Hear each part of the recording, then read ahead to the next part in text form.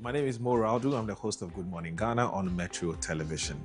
October is Breast Cancer Awareness Month, and as part of the celebration, Metro TV, Original TV, and Original FM, in partnership with some key stakeholders, will celebrate the day with a free breast cancer and general health screening exercise. I am therefore inviting you to join us at the AMA Gardens in Accra Central, near the Tema Station, on the 31st of October 2025, 10 a.m. prompt. Come and let's have our breast screened as you enjoy free general health screening and good music. Let's give hope to breast cancer patients. Get your pink on. Join the fight.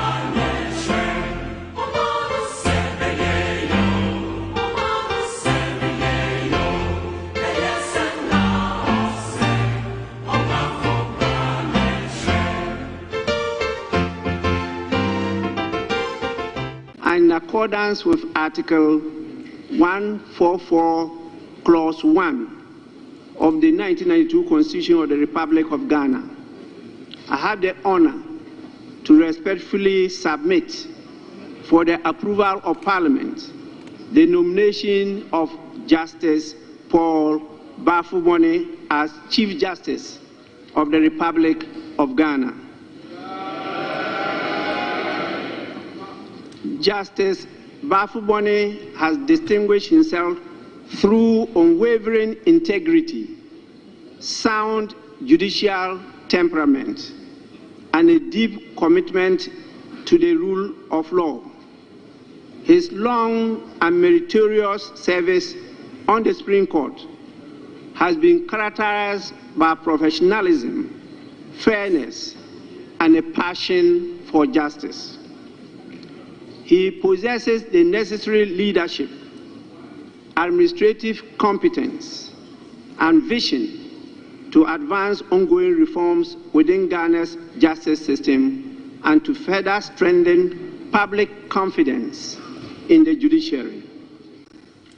Because this was the gracious presentation of His Majesty the King, when the Parliament started in January 1993.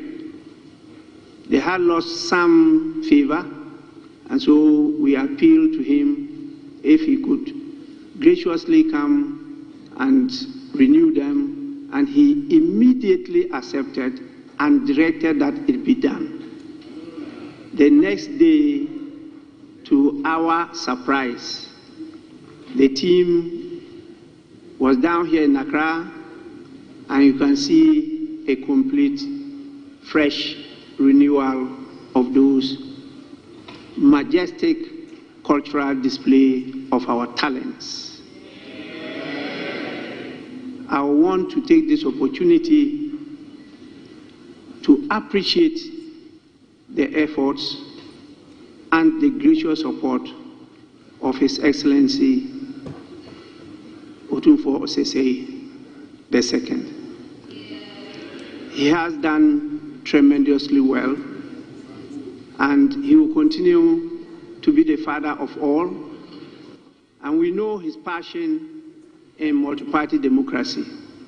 He has been a guide to all of us, particularly somebody like me as a speaker of the 8th and the 9th Parliament of the 4th Republic of Ghana.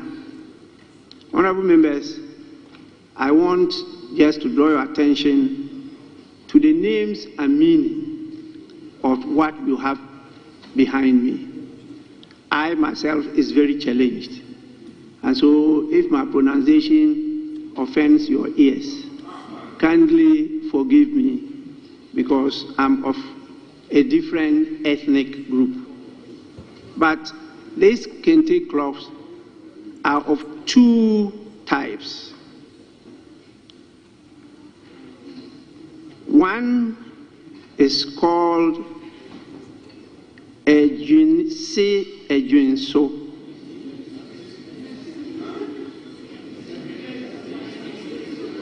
Ejunse Ejunso is a type of high quality hand-woven Ghanaian kente cloth that translates to designs upon designs, or wisdom upon wisdom.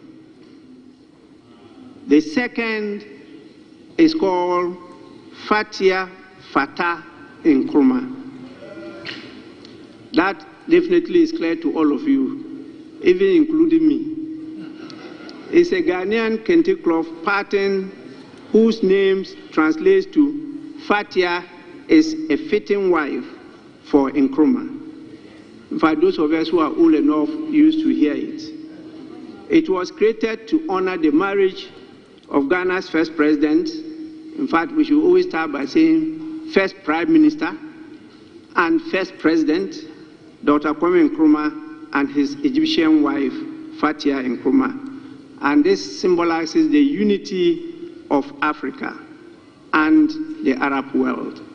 In fact, that was one of the visible steps that Nkrumah took to try to unite the states in Africa by personally moving beyond the shores of Ghana to marry from Egypt.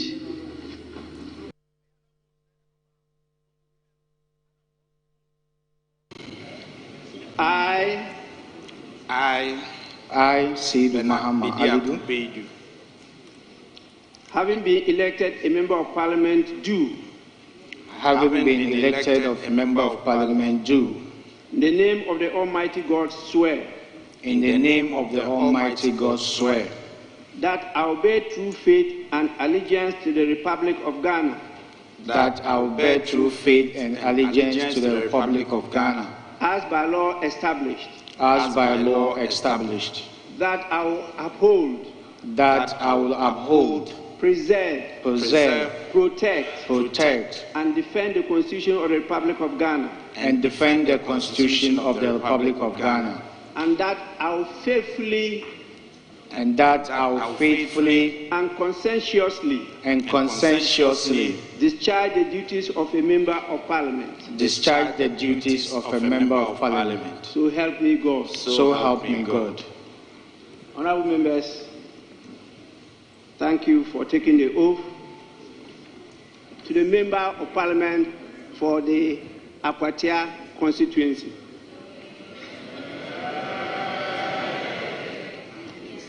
And second, to the member of Parliament for Tamale Central.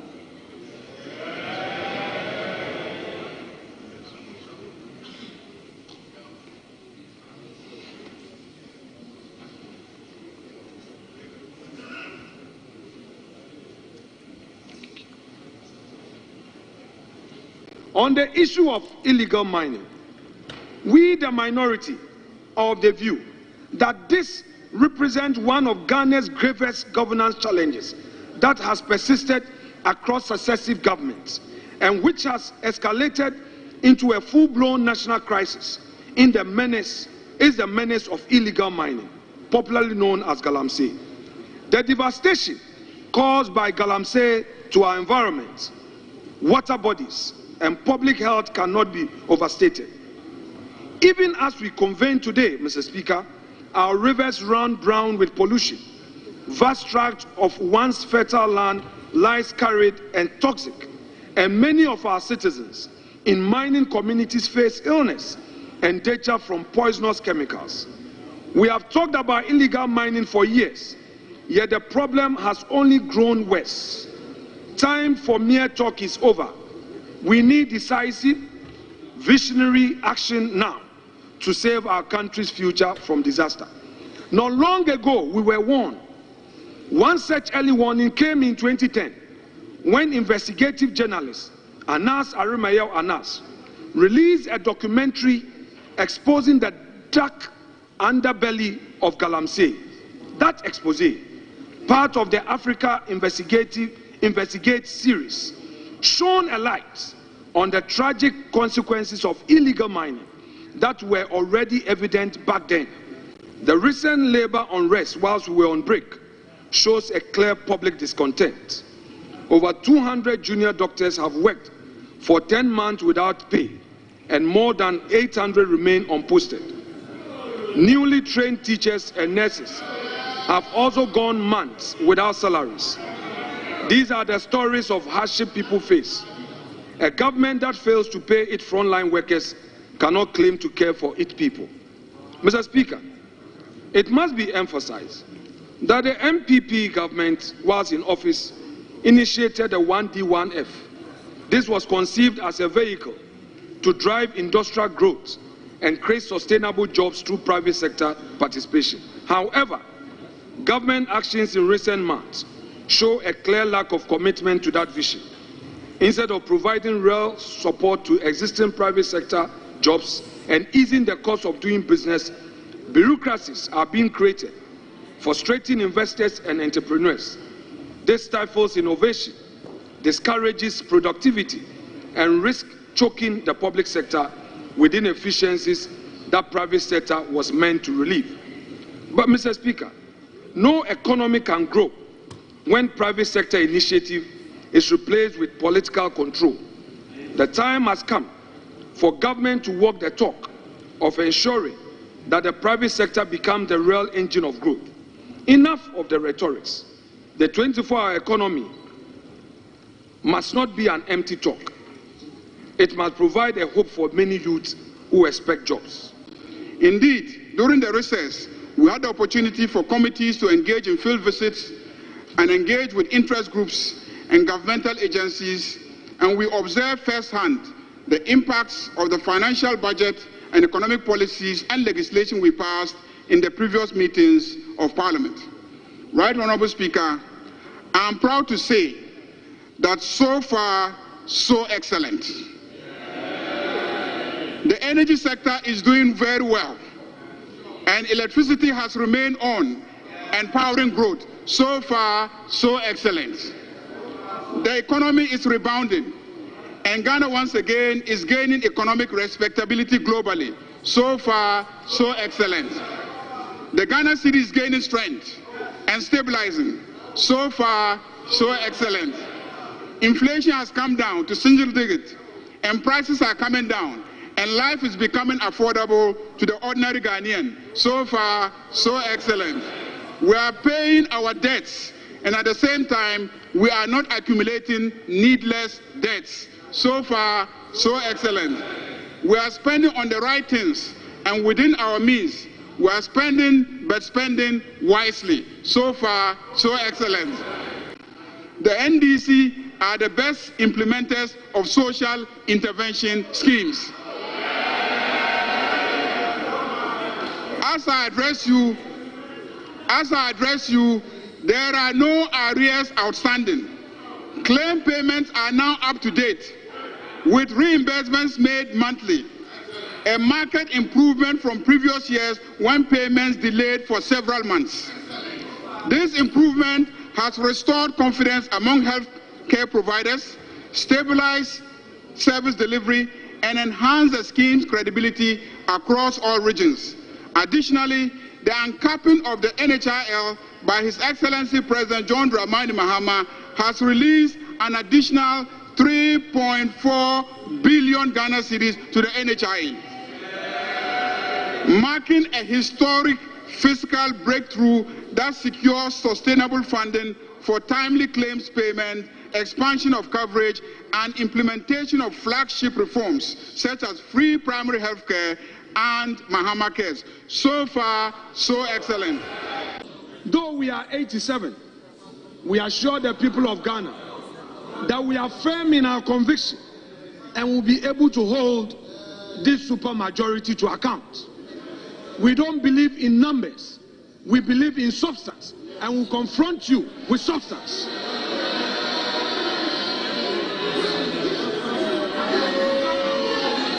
Mr. Speaker, we are a proud, mighty few who will speak truth to power and work tirelessly.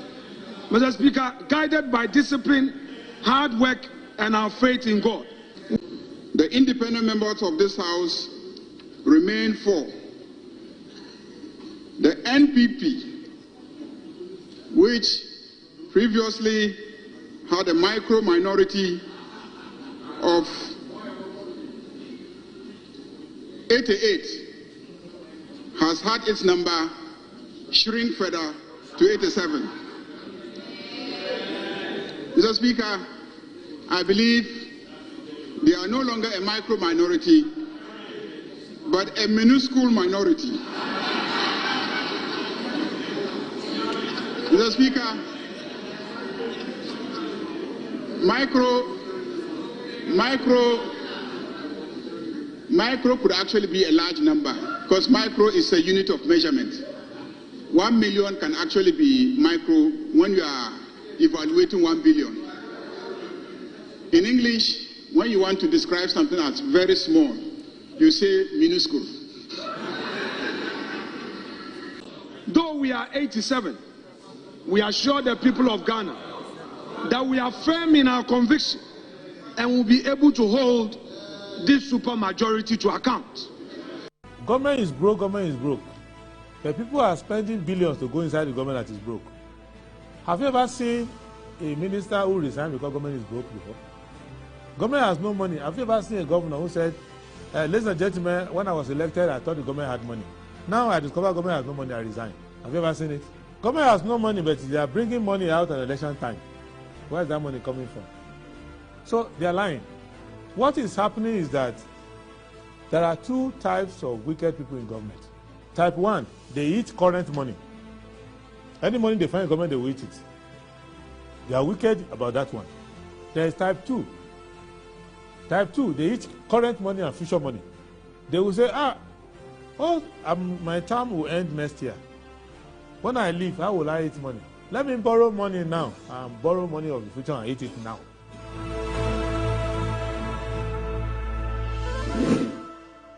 Government is broke, government is broke. But people are spending billions to go inside the government that is broke.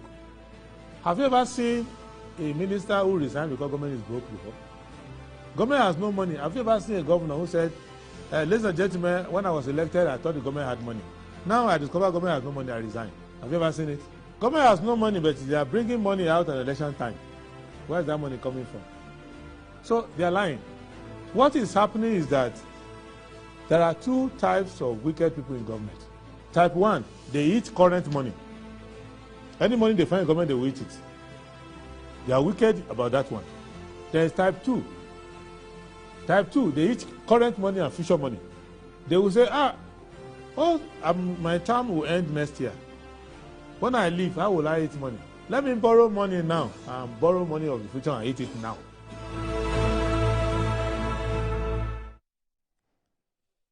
Good morning, good morning. Thank you very much for joining us on Good Morning Ghana on the Metro Television. Today is the 22nd of October 2025. As I always say, this is the day the Lord has made, and indeed we're glad in it. We want to say a big thanks to the Almighty God for granting us Another rare privilege of returning here to join the nation's conversation on the big issues that are making the rounds in our dear country, Ghana. My name once again is Audu Moro, and thank you very, very much for tuning in to Good Morning Ghana Wednesday edition. And I say Assalamu alaikum wa rahmatullahi ta'ala wa barakatuh. So we'll go straight ahead and look at what the newspapers are reporting this morning. So I'll start with the Daily Graphic, as I recorded per tradition.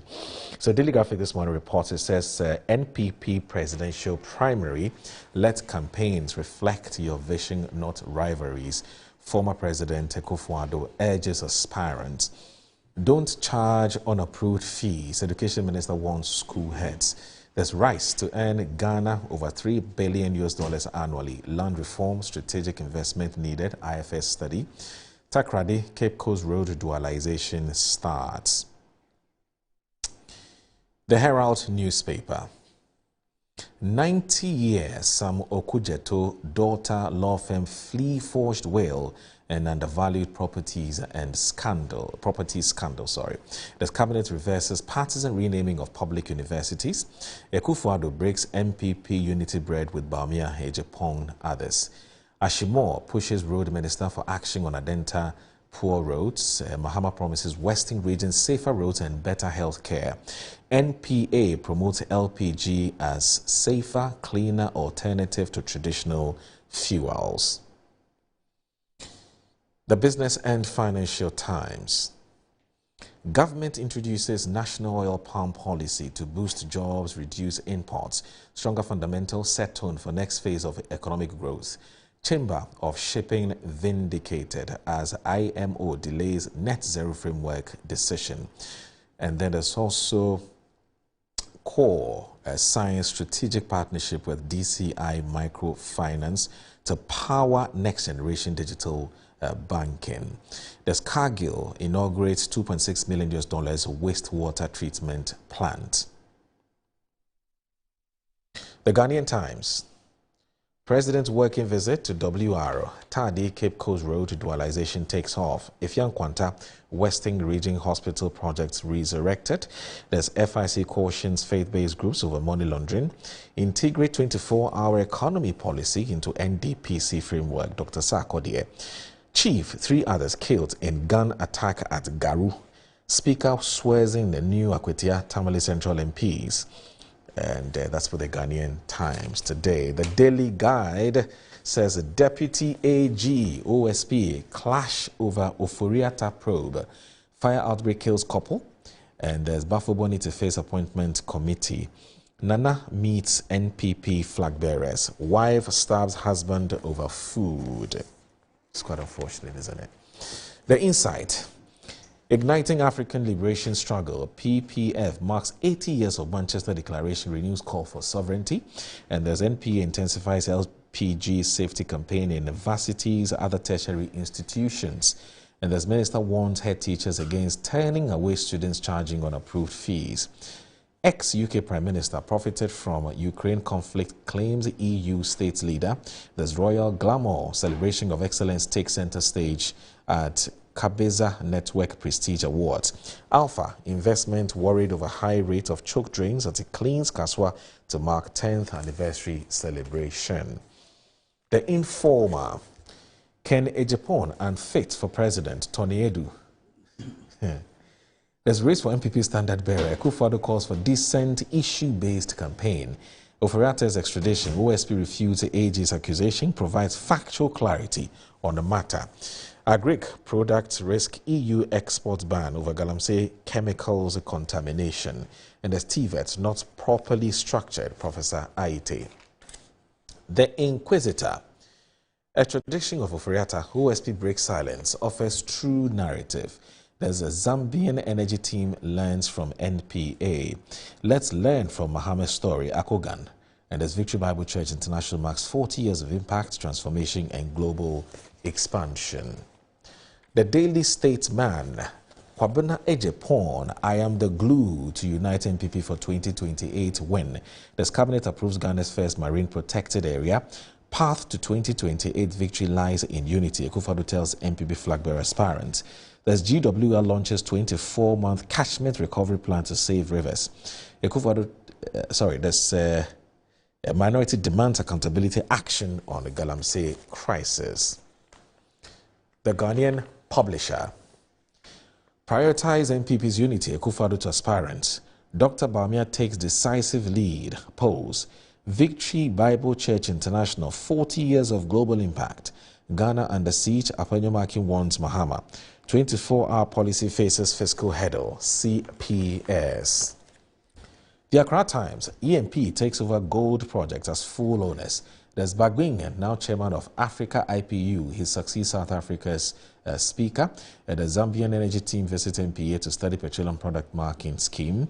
As MPP MPs demand action.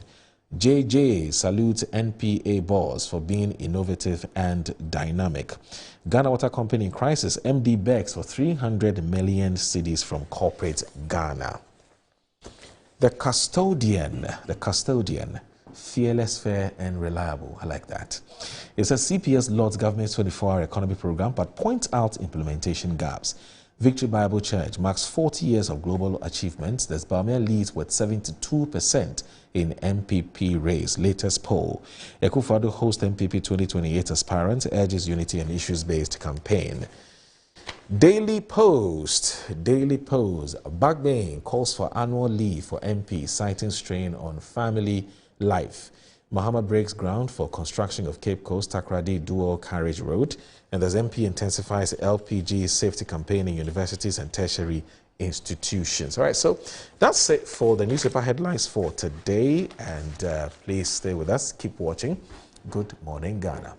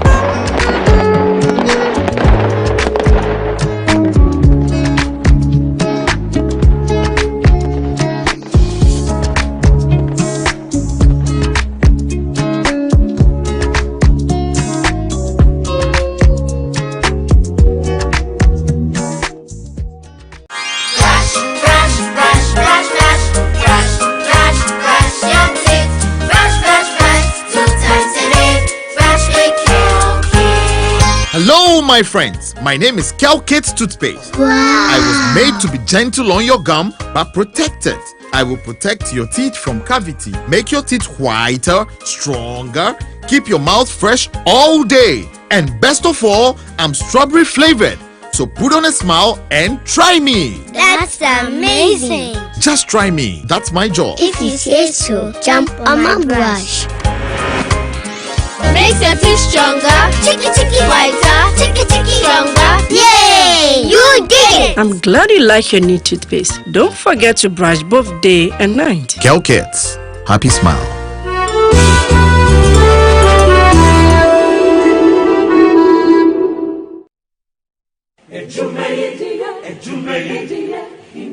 In life, choice is good, but choice plus safety is way better. Your safety and comfort is paramount. Under the cylinder recirculation model, you can buy LPG in a safe environment. All cylinders are inspected and maintained to the best safety standards, so your safety is assured. Just take your empty cylinder to the nearest exchange point and swap it for a filled cylinder. Different cylinder sizes will be available to meet your pocket size. Imagine cooking in a smoke-free environment. This will improve the health and well-being of you and your family. Choose LPG in a safer model of distribution. Cylinder recirculation model. Securing your safety. Creating more jobs. A message from the National Petroleum Authority under the patronage of the Ministry of Energy. Yes, next. Hey, Nadia Benson, Me didn't tum. Mr. Friendly Calico, just call me cockroach. Now, Mr. Friendly once now. Hey, that's you. Improve car.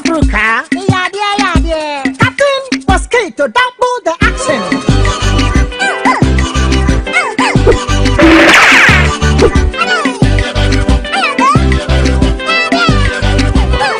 Maybe this Sasso spray. Mr. Friendly Sasso quell. Yeah, go to my Sasso.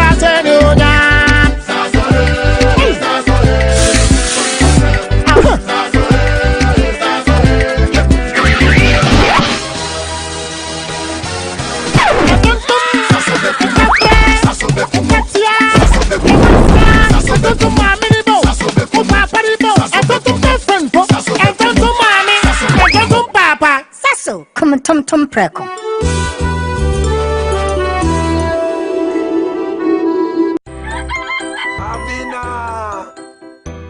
Abina. Oh, Abina. Edi asema, menya oden. O tianti mu amanfo ada. O hye me boso obeto phone na mama me phone na say dada. Menya oden. The most surprised man. Surprise ben. Surprise. Hey, Kofi papa. E phone o. iPhone 13. Nanya ne. Ende, me frankofo bi mienu. Amuko circle. Ene ba ko ne ka chena dan for hour. Ono odi ni Ghana card. Eko EBA phone so a. Otua 40% pen edi ni phone man no a. Da aka no betua ne kakra. Timiti ya me drop na me so me call ho. Ana me kwanya wo phone de bre on. Oh, Kofi papa me da say. I'm sure. Dey ko go. Wo EBA phones hadie, yeton iPhones ne ho akade nyina. Ye sanso de ma wholesale. So ye dealer na so pedodo atua. Anase afi na wo hye iPhone business na sia. Braya sia ye, hwehwe ye chira kwan e wo Accra Circle Mall. Any Tiptoe Lane, modern photos in chain. American Monso, ye ni Odor Rice ene di nhwenim. Kumase ye wedum ejekuma brunsan nim. Obetumi so hu ye e wo www. Ante saba, e wo mo bodi ni ma. Nke kwana moba. Oh, ko se. Ena me di asemesio. Kane ne pa no, na saa na me so ya na wode me. Edure na adi me nkwa no. Kingdom Garlic Bitters. No, mo benefit. Me benefit wan. Oso ko to de. Abrewa, esma ma abrente. Me shuve. Unanti kakra na wabre. Num Kingdom Garlic Bitters ene ne capsules. Nenya hode abre bia. Kingdom Garlic Bitters ene ne capsules. Asembia nye ho. Edeben we hu ama wani agise. Senior na me wife complain won personal. Kingdom Ginseng Power Capsules nti. Sesia mpaso aye de. Kingdom Ginseng Power Capsules. Emani tie ni asumdie befi abrebia. Oba bia o de pua hawo no. Edro ba kupa wo hia ne Tremendous Capsules. Tremendous Capsules esiesie wo ma wo ye oba asima. Enro yi wo benya bi wo ba bia ye ton nro bia. Kingdom Herbal, no challenger.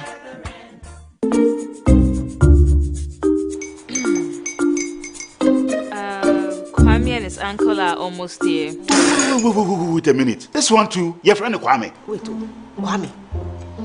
As in the same Kwame again? Yes, mommy. I'm the second coming. Into all this tension just to reintroduce that broke boy from Kaswa. Why would you deceive the family like this again? Now I understand the whole delay. Troll from Kaswa dear. Why wouldn't he be late? Obey you later. Of course.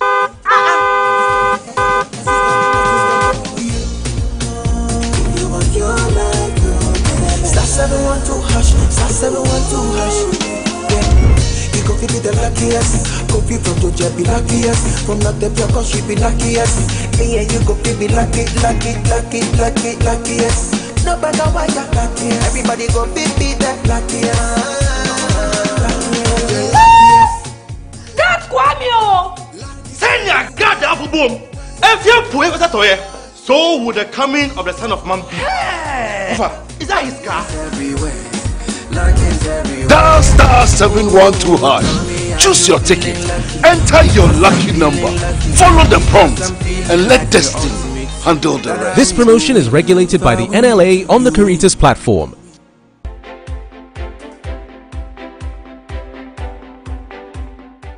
Hello, my name is Angela, the office manager at the Medics Clinic. October is Breast Cancer Awareness Month, and as part of the celebration, Metro TV, Original TV, and Original FM, in partnership with the Medics Clinic, will celebrate the day with a free breast cancer and general health screening exercise. I am therefore inviting you to join us at the AMA Gardens in Accra Central, near Tema Station at 10 a.m. prompt. Come and have your breast checked as you enjoy free general health screening and good music. Let's give hope to breast cancer patients. Get your pink on. Let's join the fight.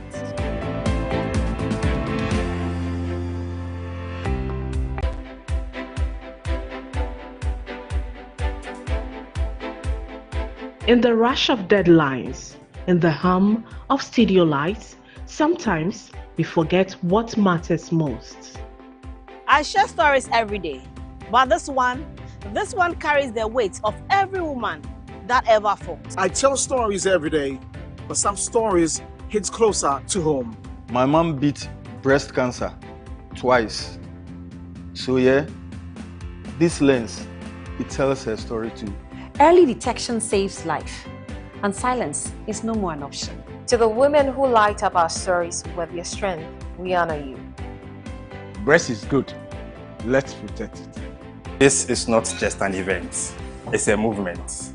Every ribbon, every voice, and every step counts. Every budget, every coin, we back the cause because fighting breast cancer is worth every investment. To every fighter, every loved one, every survivor, we see you, we walk with you, we stand beside you.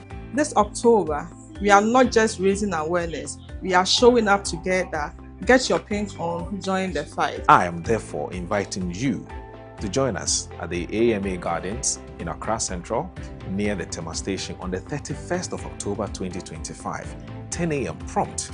Come and let's have our breast screened as you enjoy free general health screening and good music. Let's give hope to breast cancer patients. Get your pink on. Join the fight.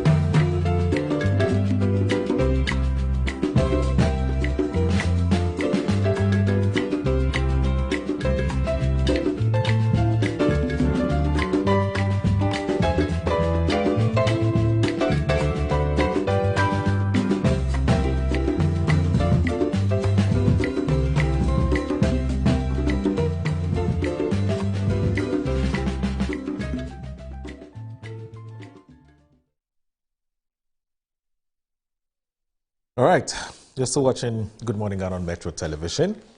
My name is Aldrin Moro, and remember that the show is also live on 94.1 FM. Now, before I introduce my guest for today, I've got a few announcements that I need to make, because these are very, very important pieces of information that I need to let you know as our valued and cherished viewers. Now, the first one is that the highly anticipated Ghana Transport and Logistics Fair 2025 will be taking place from October 22, so it starts today, to 24, which is on Friday, would end on Friday. 2025 is happening at the World Trade Center in Accra, and there will be a live broadcast of this very, very auspicious and a very important event on Metro TV and across all our digital and social media platforms. It's organized by Digital Eye and is in collaboration with the Ministry of Transport. And we're told this year's fair is themed Resetting Ghana's Transport Sector for Innovation, Connectivity and Investment. Now, the event aims to showcase the latest advancements in transportation, logistics and mobility technologies that are shaping the future of Ghana's economy. Now, we're told the President of the Republic, His Excellency John Dramani Mahama, will grace the event as the guest of honor alongside the Minister for Transport, Honorable Joseph Boakari Nikwe, and several key industry stakeholders. Now, attendees and viewers can look forward to an exciting lineup of exhibitions, panel discussions and demonstrations featuring cutting-edge electric vehicles, EVs, smart mobility systems and sustainable transport solutions. It's a special highlight will be the treasure hunt for free EVs, offering the participants a fun and engaging way to explore the fair. The Ghana Transport and Logistics Fair 2025 serves as a premier platform for policymakers, investors and innovators to collaborate and also to drive forward the nation's transport infrastructure transformation. So kindly watch it live on Metro TV and follow all the updates on Metro TV social media handles, Facebook, X, Instagram, and on YouTube. So that's the first one. Now, the second one that we would want you to also know is that next week, Tuesday, that's the 28th of October, the Accra International Conference Center will play host to the Central Bank. And the Central Bank would be organizing what it calls the CDR60 event.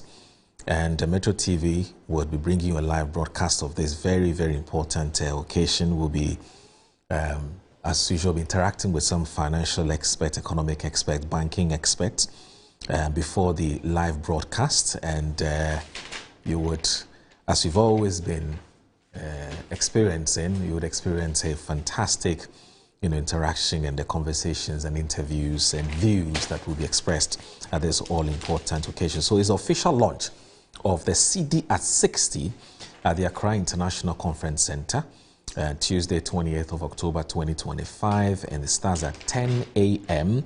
And the theme is 60 years of the CD, a symbol of sovereignty, stability, and the economic resilience. And the special guest of honor for the event is His Excellency John Dramani Mahama, the President of the Republic of Ghana. So you don't want to miss this. So two very, very important events. Tuesday is official launch of CDR60. And then also starting today, we have the Ghana Transport and Logistics Fair 2025, which will also air here on the Metro TV from 10 a.m. So you don't want to miss today's big occasion, a big event. So joining us this morning, it's our own uncle and father, and for some of you perhaps a grandfather. He's a seasoned journalist and an elderly statesman of this country. I'm talking about Mr. Christopher Jr. He's joined us this morning. Good morning, sir. Thank you very much for joining us on the show. And also a man who's here. He hasn't been here for a very long time. He went AWOL, but you can always trust Annie. When you run away, she'll bring you back. And that's exactly what she's done. And I'm talking to a man who has been a member of parliament for the people of Impraeso since 2009. He only exited parliament in 2020. He is also the immediate past Eastern Regional Minister for during Nana Addo Dankwa Akufo-Addo's tenure as president. I'm talking about a man, Mr. Seth Kwame Champong. And so today he has questions to answer, albeit very briefly, because we have a lot to cover this morning. Uncle Seth. Moro. Wasn't that? Moye papa na wa say. Obu pi oyim let fanto. What you say? Ni pepi oyim let fanto da mo. Oh, and so we quite decided. Mpede mo kon. Oba quite decided say ekade ntu mo ka fanto kranche. E be twa otumba. Anyway, good to see you. Likewise. Yeah, good to see you. Good to see you. So what happened? I mean, when good morning? I think when you stopped reporting from Parliament, right. And then you also had to go to school, right? Then you became a whole like I became. Charlie, never follow me keep long. You know, you used to appear on Good Morning Ghana when you know Metro TV was at Laboni, right? And then since we moved here. North Ridge. So this is my first time. Issa Street. You haven't been here. No. It's not good. It's not good. No, it's not. It's not good at all. This is a neighborhood that I've. In fact, when I spoke to Annie this morning and she was directing me, she said North Ridge. I said I'm in Cantonments because that's where I have been appearing. She says no, we have a new location. Okay. So she sent me the location, and this is a place I know. Because it's a very familiar. No, quite. It's geographical terrain. Close, very close. All right. Pretty close. Okay. This used to be the North Ridge Hotel. Right. And the man who built the North Ridge Hotel, you know, inherited my grandfather. So he's my grandfather. Okay. So this is a place I know very well. No wonder he kept saying, "Welcome back home. Welcome back home."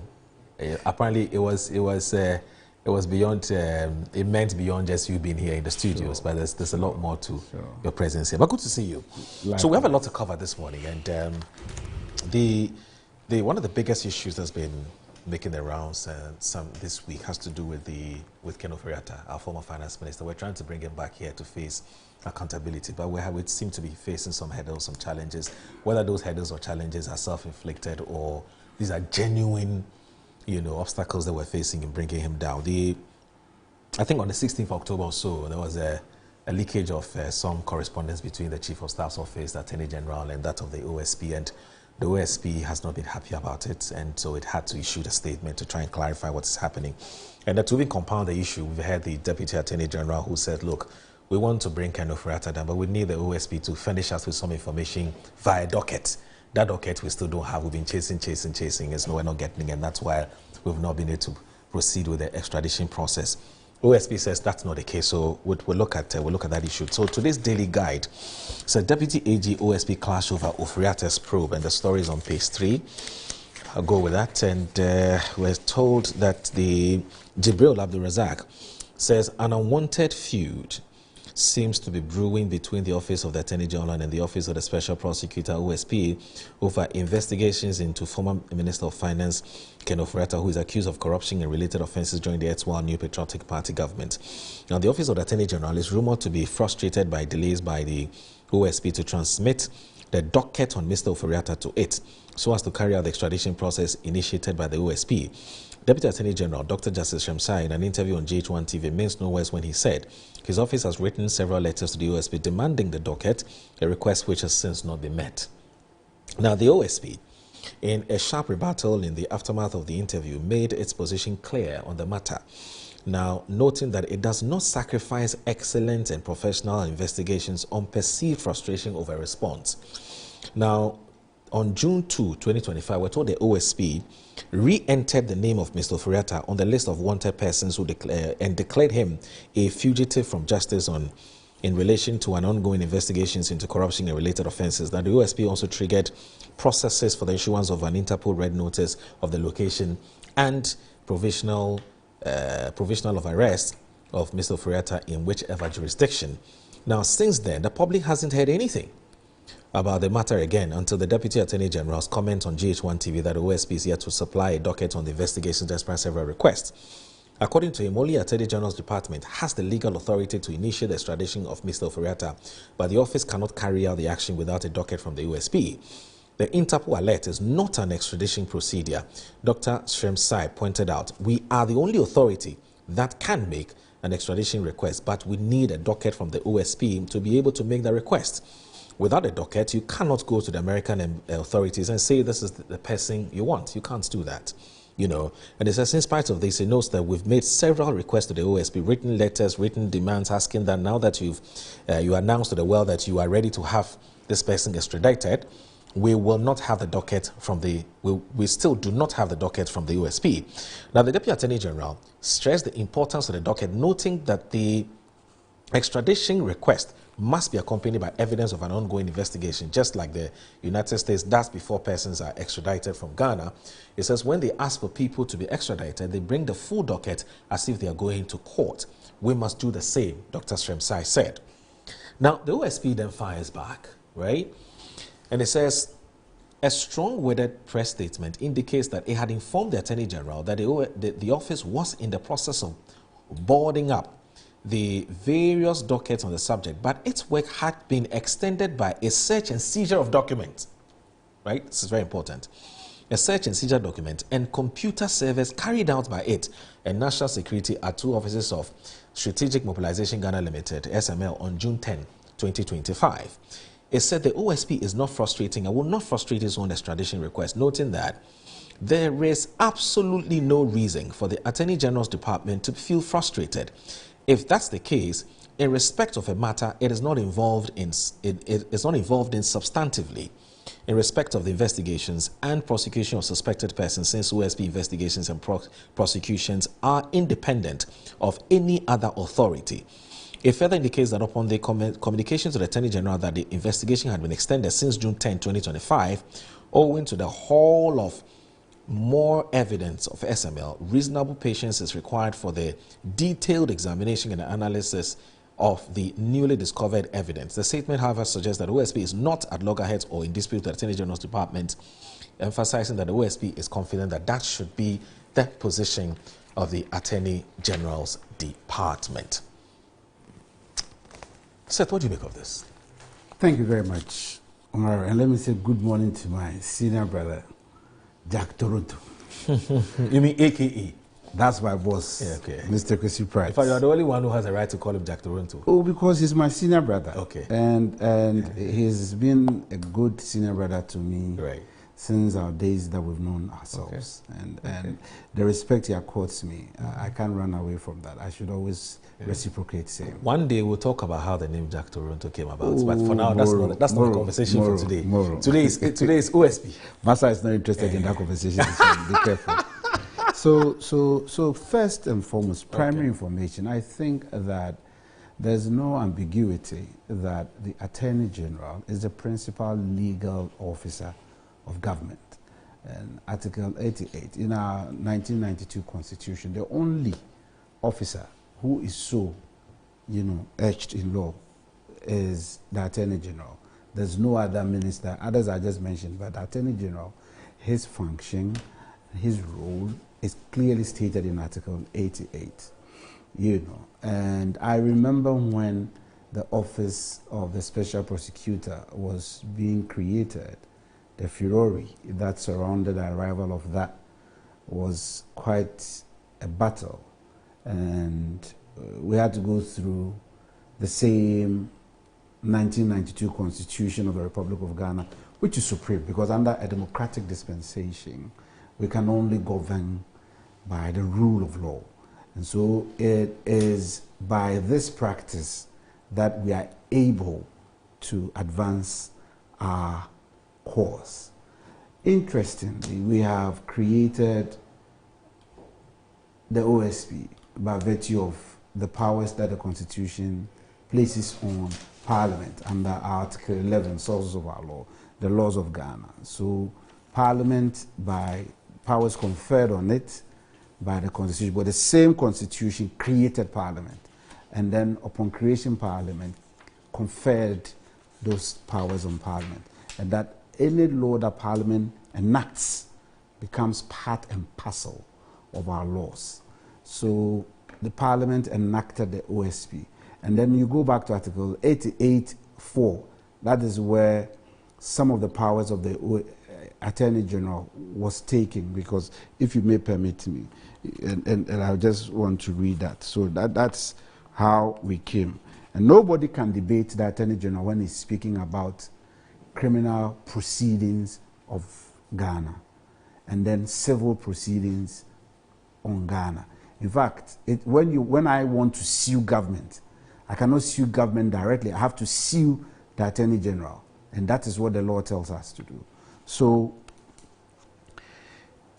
my concern here, after hearing what is happening, it is in respect of a citizen, a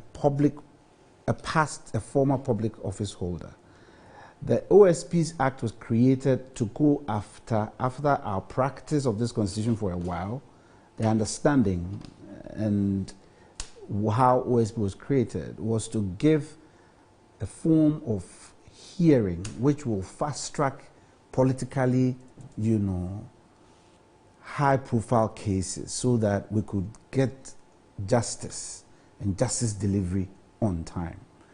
And OSP is independent by the creation that Parliament gave her. However, in the same rule book, which is our constitution, it tells us that in the exercise of executive authority is Mr. President. Even though OSP may act independently, when it comes to his sustenance, when it comes to how he survives, he is appointed by the president. So there is some responsibility to the president. I will encourage the two offices that they are all in the same government representing the Republic of Ghana. And this is purely administrative. And I encourage them to sit and work together for and on behalf of the Republic of Ghana. I don't expect them, by my knowledge, as people coming from the learned fraternity, they know themselves and they understand themselves. And so I expect them who understand and know the law better and appreciate issues better to work together on behalf of government and, for me, paramount in the interest of Ghana. Because if the office of the special prosecutor, by definition, is to investigate perceived corruption, and from what I heard from them when they issued their statement, they are still investigating. Investigation can go till thy kingdom come. And so many a time you realize that some prosecutors are forced to end their prosecution. However, the Attorney General is also looking for the same information.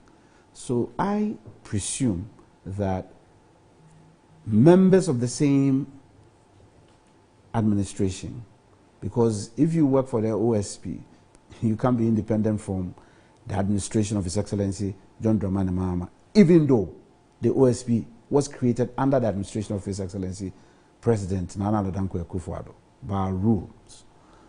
Once President Mahama is in the saddle today, whoever is in that office, you're answerable to him. And I expect them to work together to give Ghana justice. That's all I expect. I don't go beyond that and I don't go above that. The OSP is not supposed to be answerable to the president. I mean, the very call it the mischief that we sought to cure with the setting up of the Special Prosecutor's Office is to insulate it from the executive. So you cannot be answerable to the president. You are answerable to a board. You will be answerable to a board. Yeah. But a board who initiates the board's appointment. Okay. Indirectly. I was not speaking purely rules, but I was lacing it with pragmatic administrative functions. Right. And once you work, you would interface with the government.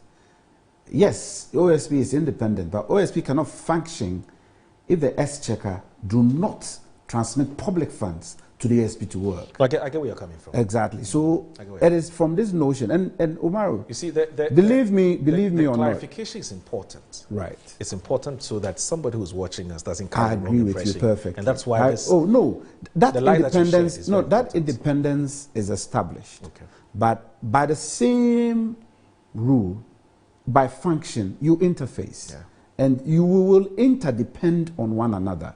He is not an appointee by the president for nothing, but he is an appointee. The president issues a warrant of appointment. Yeah. Even though he's the OSP, but the president issues the warrant of appointment. Right. So that executive instrument appointing the officer occupying that office is issued by the president. So in his functions, for him to have that freedom, so there are no interference, because why did this come up? Because there have been backlog of cases at the Attorney General's office, politically related matters. So the thinking and the conversation prior to the creation of the office was that for us to be able to fast track these cases, we need to create that office to support the Attorney General's office. Okay. Okay. Well, I think, look, we need to go back to the basics. Okay. The establishment of the office of the special prosecutor was just a political gimmick with no substantial consequences for legal practice in Ghana. It's a political gimmick. Mm-hmm. And we said so. And everybody ignored our counsel. The NDC ignored our counsel because at the time it did not want to be seen to be against measures to fight corruption, even though they knew clearly that this was a useless gimmick. The NPP on its part wanted to create the impression that it was taking the fight to corruption, the fight of corruption. You mean the fight against corruption? Against corruption to another level. This is the gimmick which brought the OSP into being.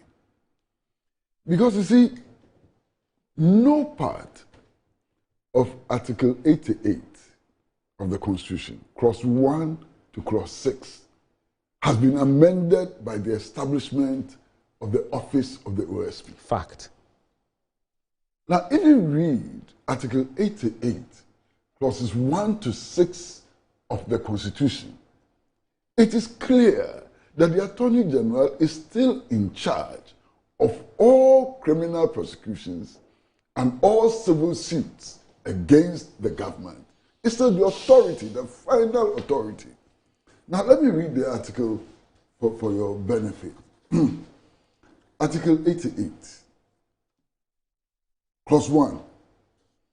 There shall be an Attorney General who shall be a Minister of State and the principal legal advisor to government. That is clear. 2. The Attorney General shall discharge such other duties of a legal nature as may be referred or assigned to him by the President or imposed on him by this Constitution or any other law. 3. The Attorney General shall be responsible for the initiation and conduct of all prosecutions of criminal offenses. Clear. So clear. No other authority in Ghana, including the OSP, has a constitutional responsibility for prosecuting criminal cases other than the Attorney General. 4. All offenses prosecuted in the name of the Republic shall be at the suit of the Attorney General or any other person authorized by him in accordance with any law. This is where the OSP comes in. Okay. So where the OSP is carrying out prosecutions, it is deemed that it is doing so on the authority of the Attorney General. You understand? Right. Now, clearly, if the OSP starts a prosecution, any prosecution, the Attorney General can, without the permission and reference to the OSP, enter nolli prosequi. So this OSP contraption is just a joke created for political purposes. You understand? Now go to 5. It says the Attorney General shall be responsible for the institution and conduct of all civil cases, even civil cases. It says the Attorney General shall be responsible for the institution and conduct of all civil cases on behalf of the state, and civil proceedings against the state shall be instituted against the Attorney General as defendant. 6. The Attorney General shall have audience in all courts in Ghana. You understand? So this contraption, and the OSP is just a contraption.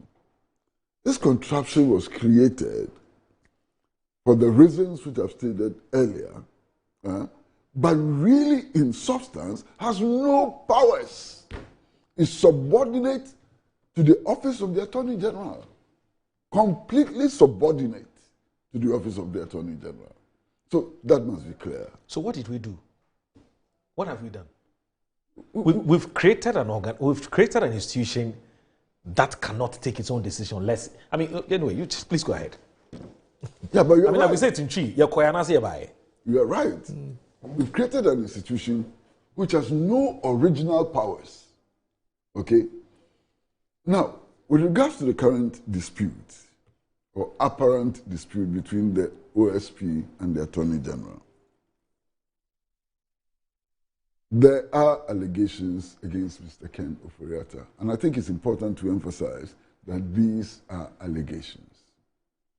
These are matters of public interest. These are matters that the OSP wants to investigate.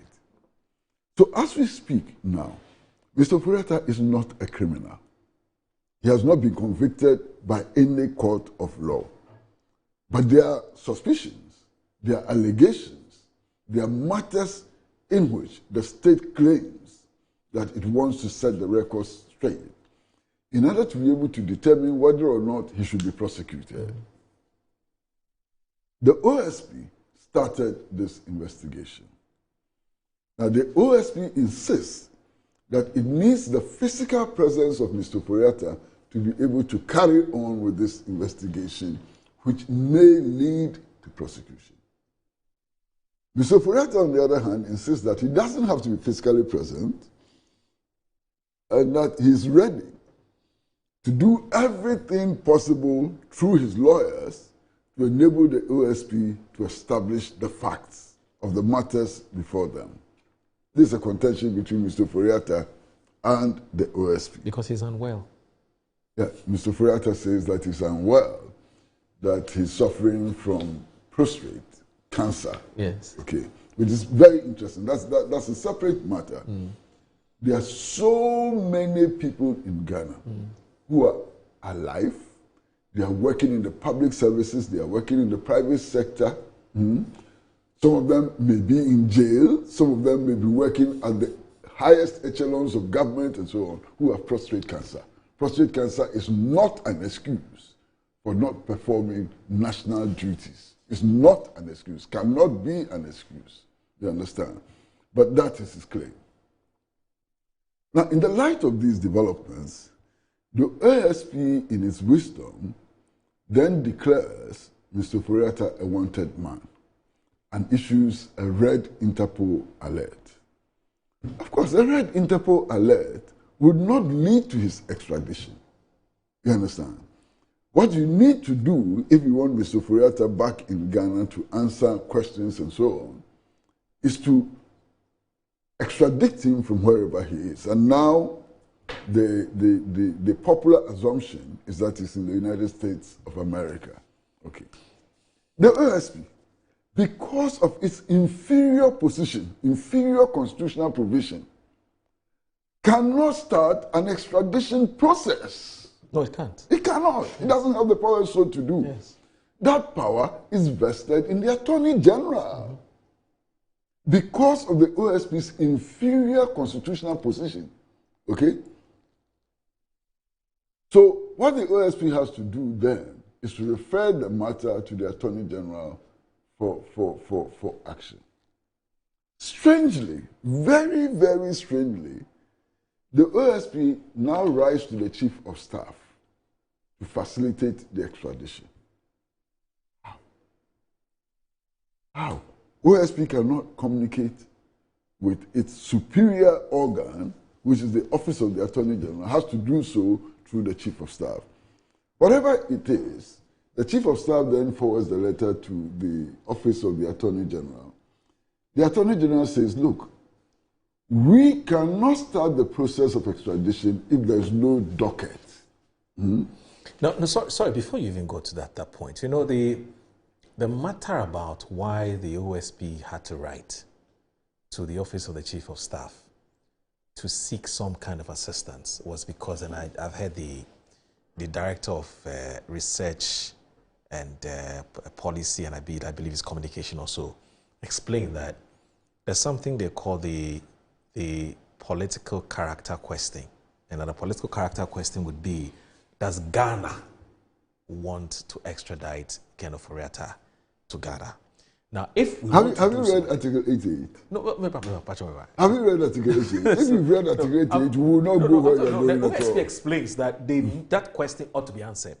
Yes, the Chief of Staff then says, yes, we want Ofori-Atta in this country. The Chief of Staff cannot even make that decision without reference to the Attorney General. And that is why the Chief of Staff then, the following day, you know, it was on the 2nd of June. On the 3rd of June, the Chief of Staff then writes to the Office of the Attorney General and says, OSP says he needs your help. Kindly support them. Kindly assist them. Moro, don't waste your time. Okay.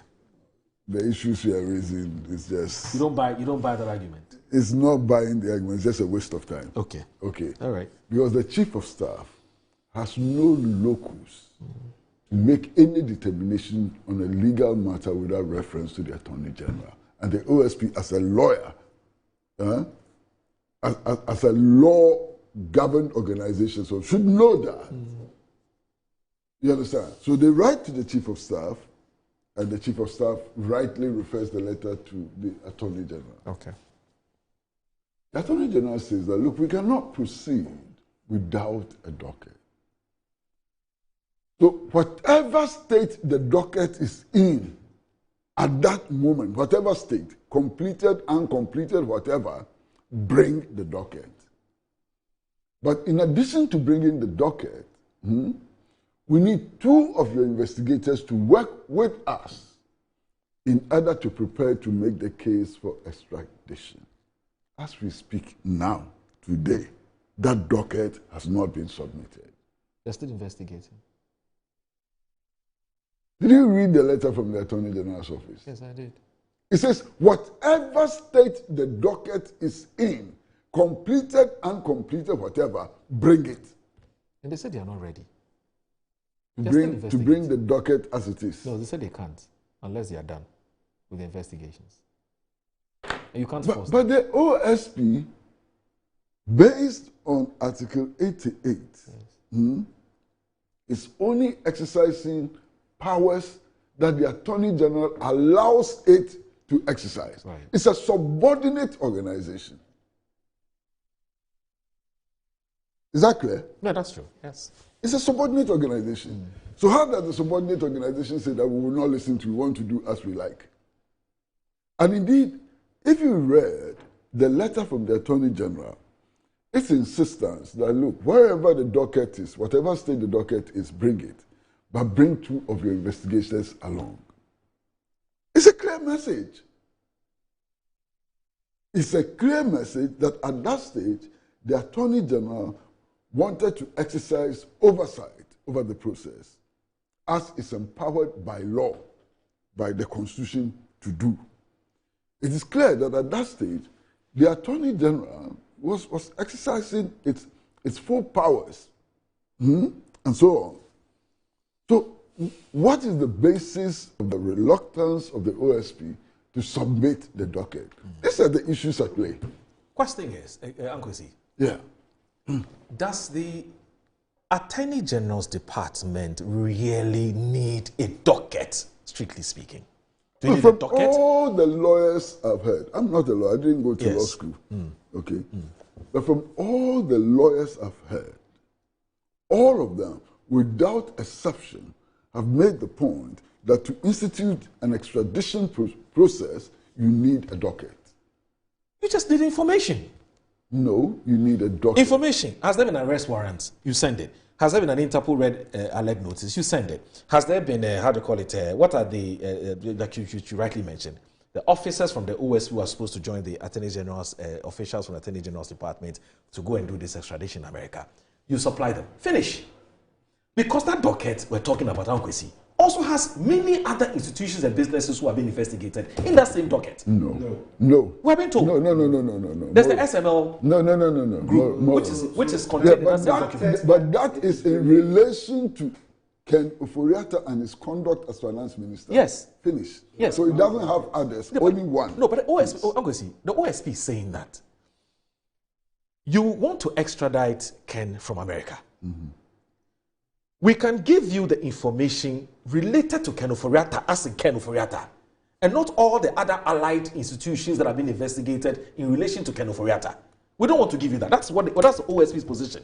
No. And that docket contains other information, pieces of information that you, Attorney General's Department, you don't need. No, I'm saying that's what the OSP tells us through that statement that they issued. Yeah, but it appears that you believe that. No. I'm just asking questions based on what you're saying. Don't worry about that. Okay. The OSP claims that it is investigating Mr. Ofori-Atta in respect of many transactions that he carried out on behalf of the government of Ghana, including the STL and so on. Okay. So you cannot ask for extradition without providing information on the transactions that he undertook on behalf of Ghana with all the other organizations. You cannot. Okay. That's the gravamen of the case. That's the basis of the case for extradition. Right. You understand what I'm saying? So nobody should make that argument. Okay. It is too pedestrian. Right. Please, don't waste our time with that argument. It's just too pedestrian. You understand? So this is where we are. I agree with my brother here that, look, what is all this about? All of this is about safeguarding the interests of the people of Ghana, of the Republic of Ghana. So whatever it takes, we ordinary people who have not been to Makola and so on, what do we expect? We expect maximum cooperation between the OSP and the Attorney General's office in order to protect the interests of the people of Ghana. You understand? You know, sometimes, my brother, sometimes, you know, not out of immodesty, but sometimes you feel like claiming vindication. You know, sometimes you feel like claiming vindication. And this is one of the occasions on which I have a feeling that perhaps I should claim vindication. Two things. When the Office of Special Prosecutor was being established, we made the point that it was a useless enterprise. That for as long as the Constitution is not amended and the power to prosecute is solely vested in the Attorney General, appointed by the President and so on, this office will not serve the purpose for which it was being created. We also made the point that for as long as it's the President who appoints the Special Prosecutor, it does not change the aesthetics around the appointment of the Attorney General. Because they are all appointed by the President. Yeah. You understand? So the aesthetics will not be changed in any substantial way. So I feel like claiming vindication on that score. You understand? The other thing for me, which is crucial, is that you know that I think about 2 years ago, I was invited to deliver the Atta Mills Memorial Lectures. And in that lecture, I made the point that an incoming administration should not create the impression that its central focus is prosecuting wrongdoers, especially corrupt elements. Because it would definitely run into a bind. Okay? So the most important focus, which would make political sense, would be to alleviate the suffering of people immediately. And that the fight against corruption and all of those things are important, but you don't present it as your main focus in an election. You can imagine what happened after I delivered the lecture. Telephone calls, why are you supporting these corrupt elements? They have to go to jail. You know, these NPP elements, throw them. The first priority is to throw them into jail. And if we throw them into jail, our base will be satisfied and so on. Now look at where we are. 9 months in office. There's been no substantial what? I'm finding the word. There has been no substantial move towards realizing that objective. And it is not the fault of the Attorney General. It is not the fault of the OSP. Our legal and judicial system is built in such a way that if you have the resources, you can drag one case for 20 years without achieving the results. This is the legal system, legal and judicial system we have constructed. Look, the Opuni case lasted almost 8 years. President Kufuor came and instituted the case against Mr. Tatu Chikata. It outlived him. You understand what I'm saying? So, politically, it may sound nice. It is populist to go out there threatening that all your opponents will be in jail very soon and so on. But really, with this architecture, why? The president has found it necessary to have a meeting with the Attorney General and the Chief Justice over the mechanism, for ensuring that those who have been found out through the Auditor General's work, who have embezzled our funds and so on, are brought to book. We've been operating this constitution since 1992. The mechanism prescribed by the Constitution for dealing with these matters has not been established up to today, since 1992. You understand? So we have a problem. By all means, let's fight against corruption. By all means, if we can recruit what has been taken from the public purse, let us do so. Okay. But you cannot do so outside the framework of the law. It is impossible in this bourgeois democratic era to do so outside the framework of the law. Okay. And this is the reality we are confronted with. Okay. One would have thought that this Ofori-Atta case was very simple. Okay, he's being investigated. There are allegations against him. He's required to come down to answer them. He's refusing to come on the basis of what, to all intents and purposes, are flimsy excuses. Prostate cancer, why? People go for surgery and go back home the same day, and so on. So on the basis of very flimsy excuses and so on, he's not coming. Okay. You need to execute an extradition order and look at the mess. All right, so you're still watching Good Morning Ghana on Metro Television. Please don't go anywhere. Stay with us.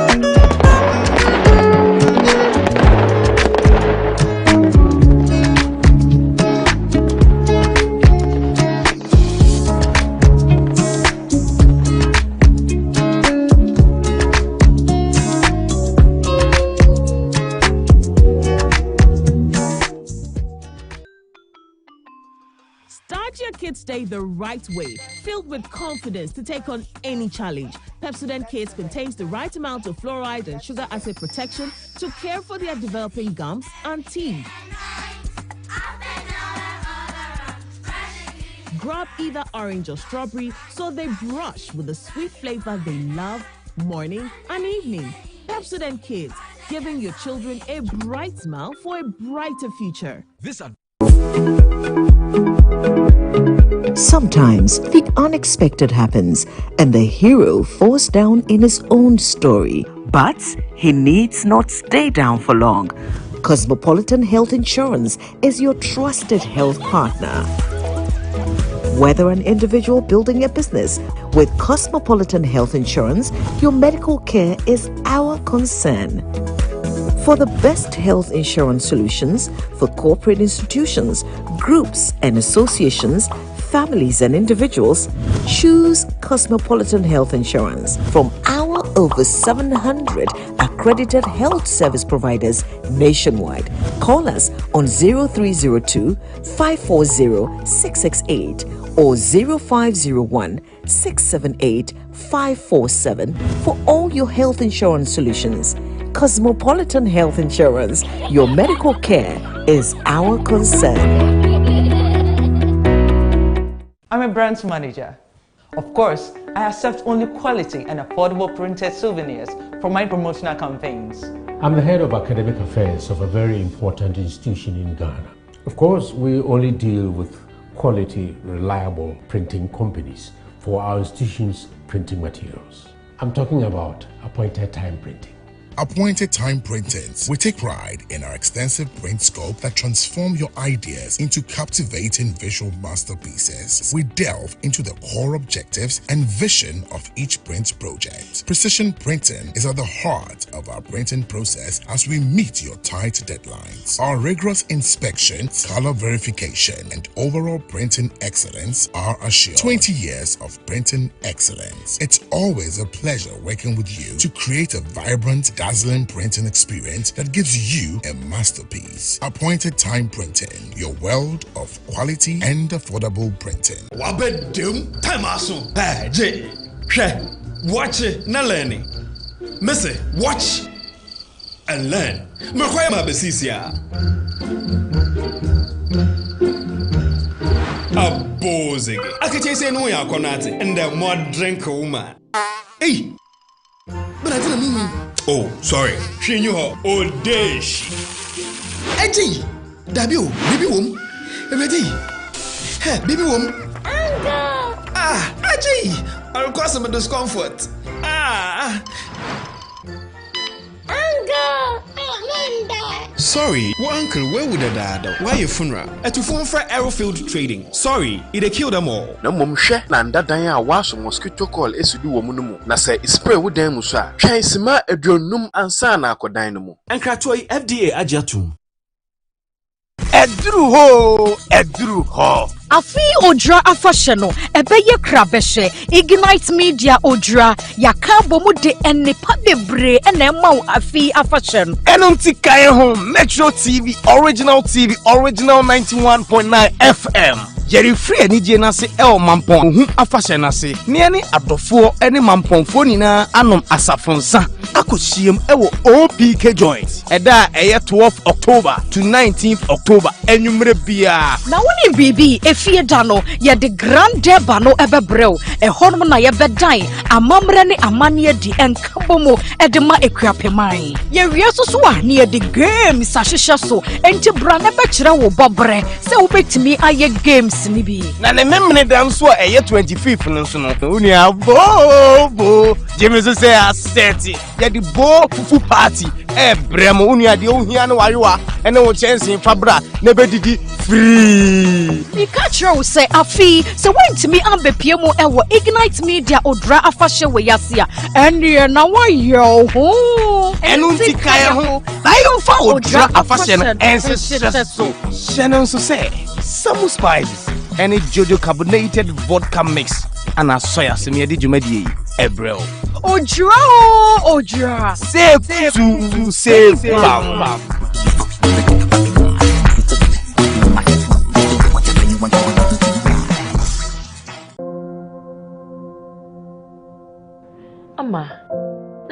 general well-being enkoye kwao. Amama ye bohu se kontomra akija. Nancy me hu se me nyo basima kra. Ama me kunu ni me into kwankwa. Oyiwa. Enye mo give us GC lecture and the capsules. Aye num boom and wasam na mo kana. E boa emma ene meme nyina. Ne ma wo ba ye obesima. Na be ma so aye be masima. Ya we be boa wo kunu. Ama ne giant sa wo de hye ne botum. Na wanyinya nanim te sese ni oyi chokmo.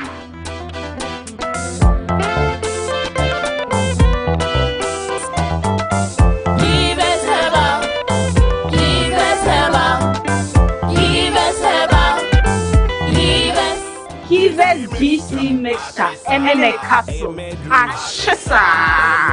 A painful battle, one more menu for one and Quada when you feel to me.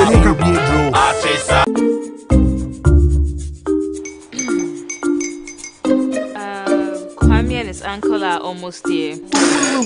Wait a minute. This one too, your friend Kwame. Wait, Kwame.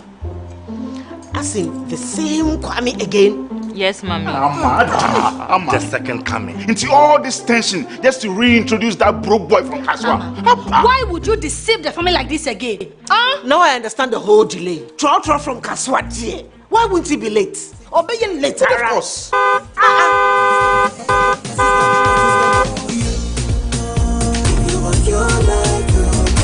712 hash. Star 712 hash. Go be the luckiest, go be from the be luckiest, from not the pure cause she be luckiest. Me and you go be luckiest. No matter why you're luckiest, everybody go be that luckiest.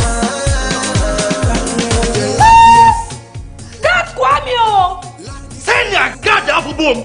If you put it away, so would the coming of the Son of Man be. Hey! Is that his car? Everywhere.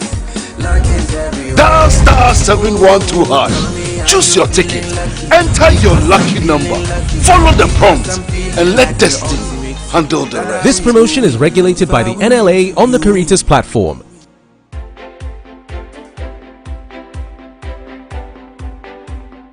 Hi, I'm Vanessa Aseye Atipui, a medical doctor by profession.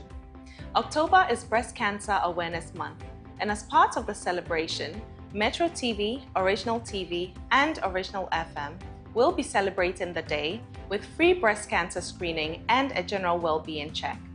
I am therefore inviting you to the AMA Gardens in Accra Central near Tema Station on the 31st of October 2025. Come and get your breast checked and your general well-being check while you listen to good music and great vibes. Let us give hope to breast cancer survivors and breast cancer patients. Get your pink on and I will see you there.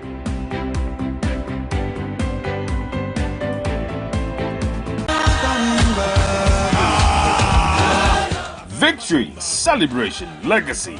It's 40 years of Jesus is our victory. Join Victory Bible Church International for the Wonderful Jesus Conference 2025. A power-packed celebration marking 40 glorious years of God's faith and God's grace.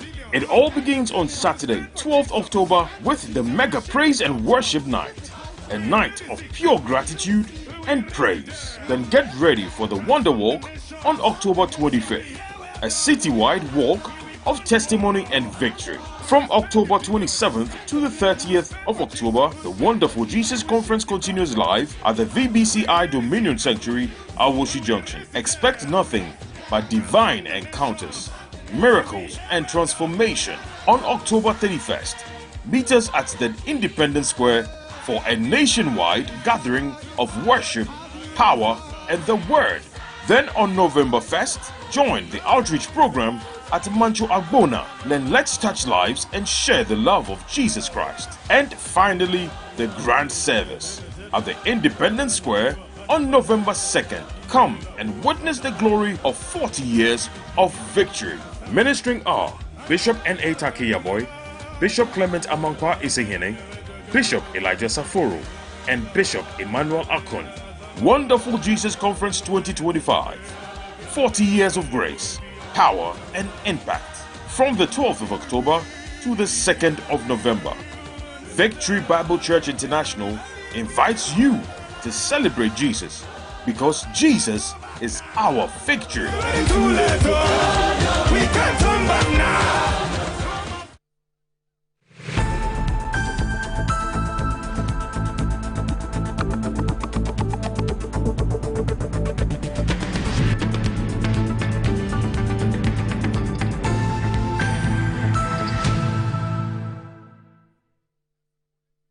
The duty and mandate of the courts is to apply and enforce the laws of the Republic, and not to grant persons immunity from criminal investigations and prosecution. A court cannot injunct the OSP from investigating or prosecuting any person.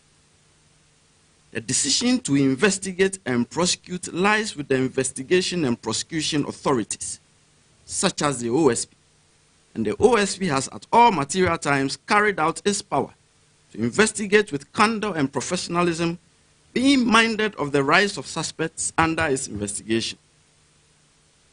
Members of the press, just as it is essential that anyone accused of a crime should have free access to the courts so that he may be duly acquitted if found not guilty of the offense with which he or she is charged, it is also of the utmost importance that the judiciary should not interfere with investigation and prosecution authorities in respect of matters which are within their statutory powers.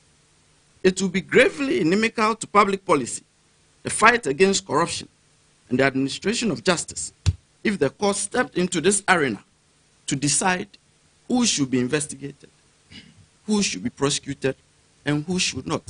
That is not the function of adjudication. The danger of this startling decision is again quite obvious. A judge has in the process granted 2 persons immunity from investigation, and in effect, immunity from prosecution. This decision opens up a calamitous deluge, as every person under criminal investigation will be encouraged to take up to injunct investigation and prosecution bodies from investigating and prosecuting them. Indeed, there is a live case involving the OSP now, in which someone has taken the cue to seek to injunct the OSP from investigating them. The real and present danger looms largely on the consideration that by so doing, persons under investigation would end up conscripting the judiciary to clothe them with immunity from investigation and prosecution. Members of the press, I do not intend to sound as though I am predicting doom, but we are facing doom. The duty and mandate of the courts is to apply and enforce the laws of the Republic, and not to grant persons immunity from criminal investigation. But there is doom looming ahead of us, that very soon, a murderer will boldly walk to court to seek an injunction. Should I feel frustrated and resign? I took an oath when I was sworn in. And in my life, when I take on the reins to do something, I do it to the best of my ability. I ought to say tree. Those who do not understand tree, please forgive me. They say I'm a unquanoma. Me de me cry about for it. Me hear the me to me. Mr. Kenofureta is a subject of a number of criminal investigations, right? I think the one that is popular is the one that the OSP is conducting. And also, that is the one that we are made to believe is in an advanced stage where extradition will be required. And indeed, the OSP has already put the person on red alerts, Interpol red alerts. What it means is that it's a notice to the whole world that this person is a wanted man. But the Interpol alert is not an extradition, procedure. So if we really want the person to come, we need to make an extradition request to where we believe he is, which is the US. Now, this is what's, and listen to me carefully on this. We are the only authority, that's the Attorney General Office, we are the only authority that can make extradition. But we need a docket from, an investigative docket from the OSP to be able to make these extradition requests. As of today, we still do not have a docket from the OSP. We have made several requests to the OSP, written letters, written demands to the OSP, asking that now that you've announced to the world that you are ready to have this person extradited, and there have been communication to that effect that even we've seen communication to the effect that the docket is ready and it's only the Attorney General that can make the. So we have been asking for the docket for a couple of, I think about 2 months now. We still do not have the dockets from the OSP. And so without the dockets, you cannot go to the American authorities and say, this is the person we want him. No, you need to show, because when they are asking for people to be extradited to the United States, they bring the full docket of, as if they are going to court. And then we take that docket to court for the court to see whether there's really merit for, bringing the person down.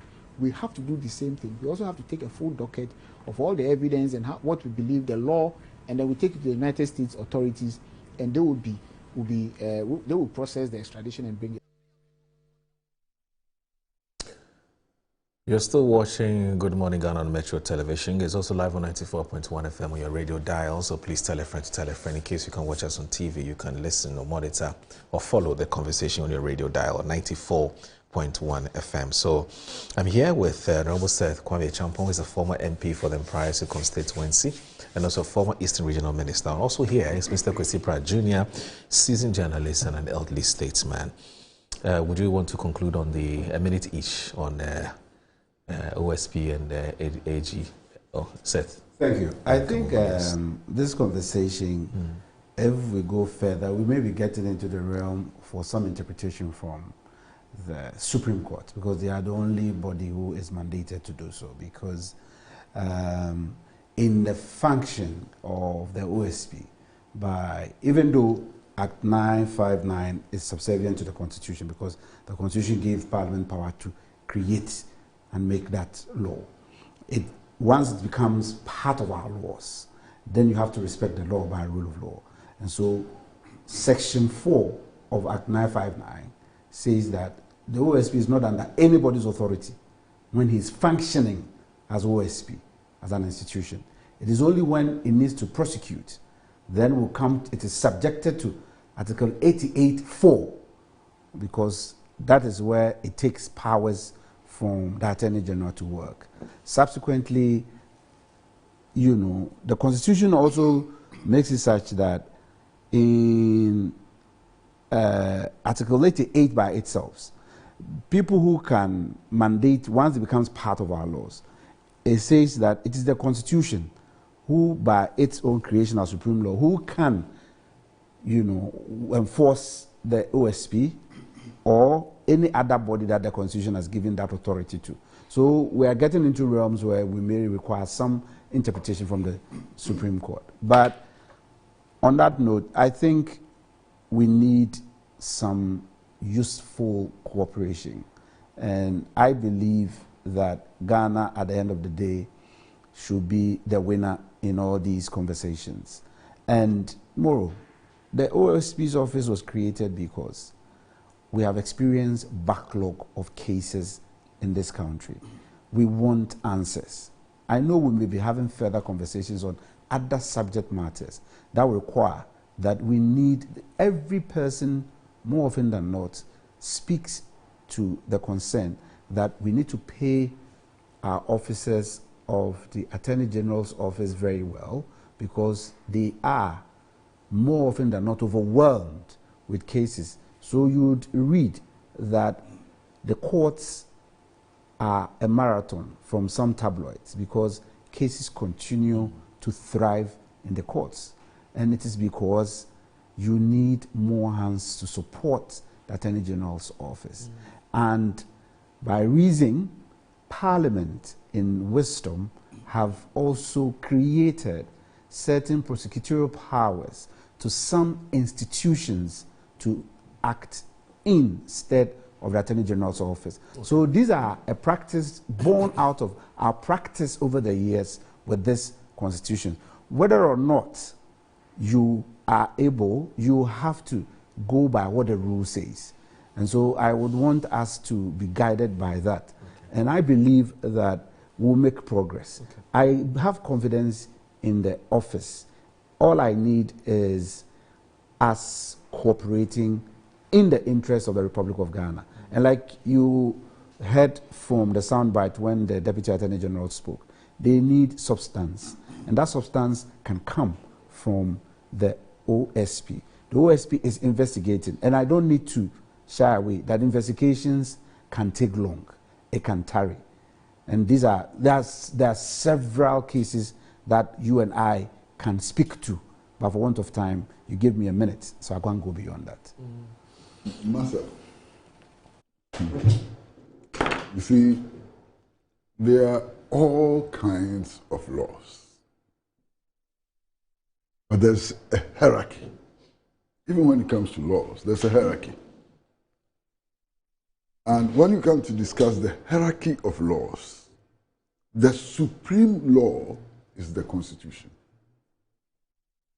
So no law which can be deemed as being in violation of the Constitution can stand.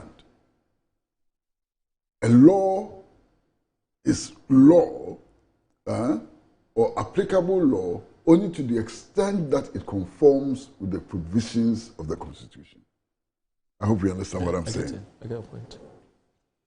So, Parliament may pass laws, but even when Parliament passes laws, those laws ought to be in conformity with both the spirit and letter of the Constitution to gain validity.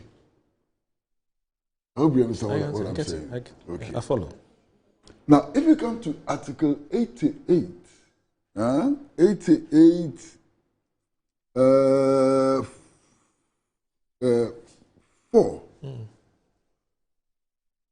it is clear.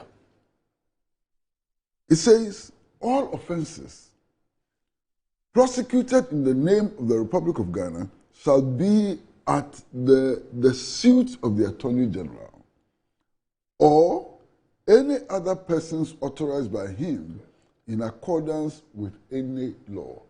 So it is clear. Now, the other thing which is also very clear is the fact that the OSP's primary responsibility is prosecution. There's no other responsibility. Even the name of the office spells that out clearly. Office of Special Prosecutor. So the gravamen of its work is prosecution. Finished. And that power is not vested in the OSP. It's vested in the Attorney General. So when the OSP goes to court to prosecute, he does so exercising the powers of the Attorney General. I hope you understand what I'm saying very clearly. And that is why I have always insisted that this aberration of the OSP was nothing but a political gimmick. Nothing but a political gimmick. All right. Someone need Nakuduwara. He sent his message. It's a bit long, but it's a very interesting one. It says, "Good morning, guys. 1, there is no law that compels OSP to hand over a docket to the AG. 2, the docket on the matters regarding Ken Ofori-Atta has other suspects named in it, but the extradition is in respect of Ken alone. So OSP cannot and will not hand over the entire document to the AG, even correspondence between OSP and government has been leaked to loudmouth propagandists. How much more the contents of a docket? 3, what AG needs are details of the case as they relate to Ken, which the OSP has provided to the AG, but left with a few more details. 4, I have heard Ken Taylor say, he's talking Kevin Taylor, say that OSP reports to the AG, absolute balderdash, which law says OSP reports to AG. 5, the undercurrents of this whole brouhaha is something else other than the deliberately created confusion about the word docket. 6, even under the NPP, there were 2 failed attempts to impeach the OSP, so we see what is happening here, but it will still not succeed. I think number one has decided never to interfere in the work of the OSP, but some folks planning to loot are on an agenda to see the back of the OSP. This matter is not about any dockets. They know exactly what they're up to. Now that's from someone named. There are so many problems with his message. There are so many. I just want to make a little qualification. I want to make a little qualification. I think we should not mislead the public. Okay. Interestingly, Franklin agrees with him. Interestingly. Please. Yes, I'm listening. When it comes to extradition, the only person who the OSP is seeking to extradite is Oforiatta. Yes. He's the only person the OSP is seeking to extradite. Okay. Now, this question about the mandate of the OSP is not in dispute. Article 88 of the Constitution, Clause 4, sets it out so very clearly.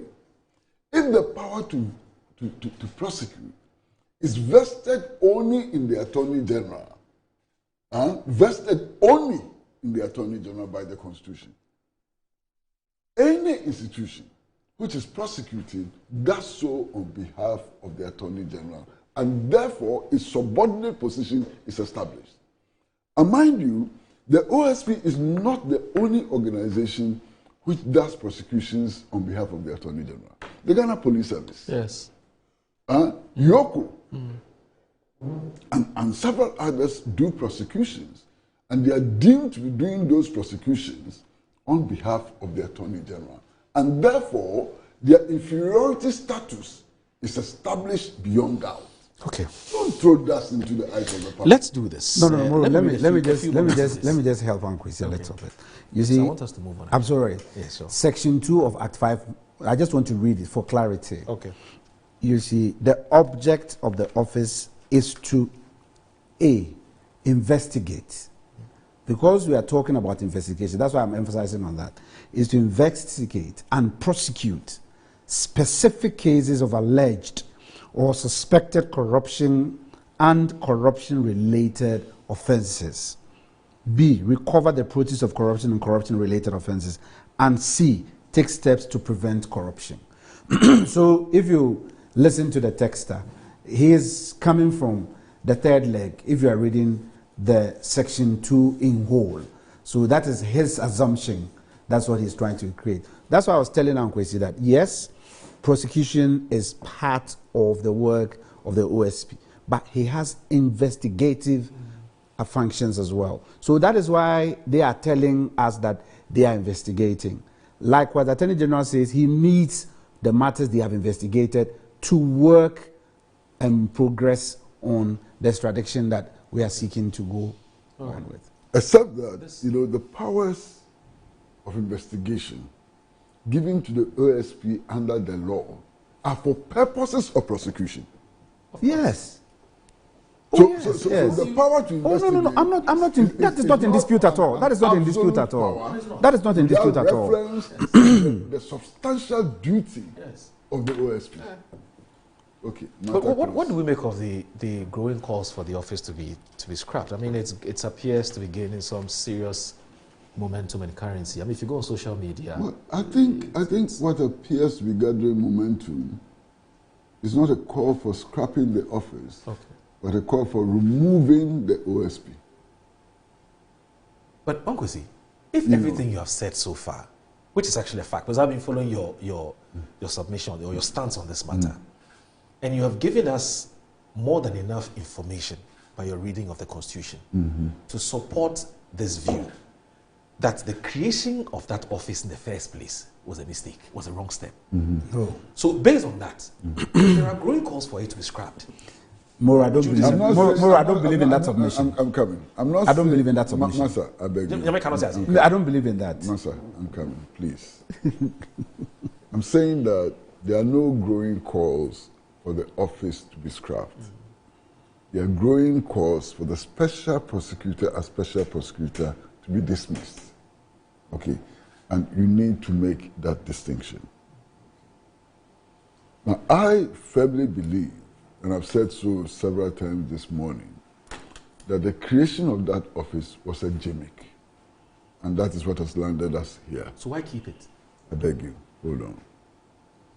That is not to say that there was not a problem that the creation of the office was seeking to cure. That's a problem. Yeah. And the problem was described most eloquently by former President Nana Addo Dankwa Akufo-Addo. The problem is this. The Attorney General is part of cabinet.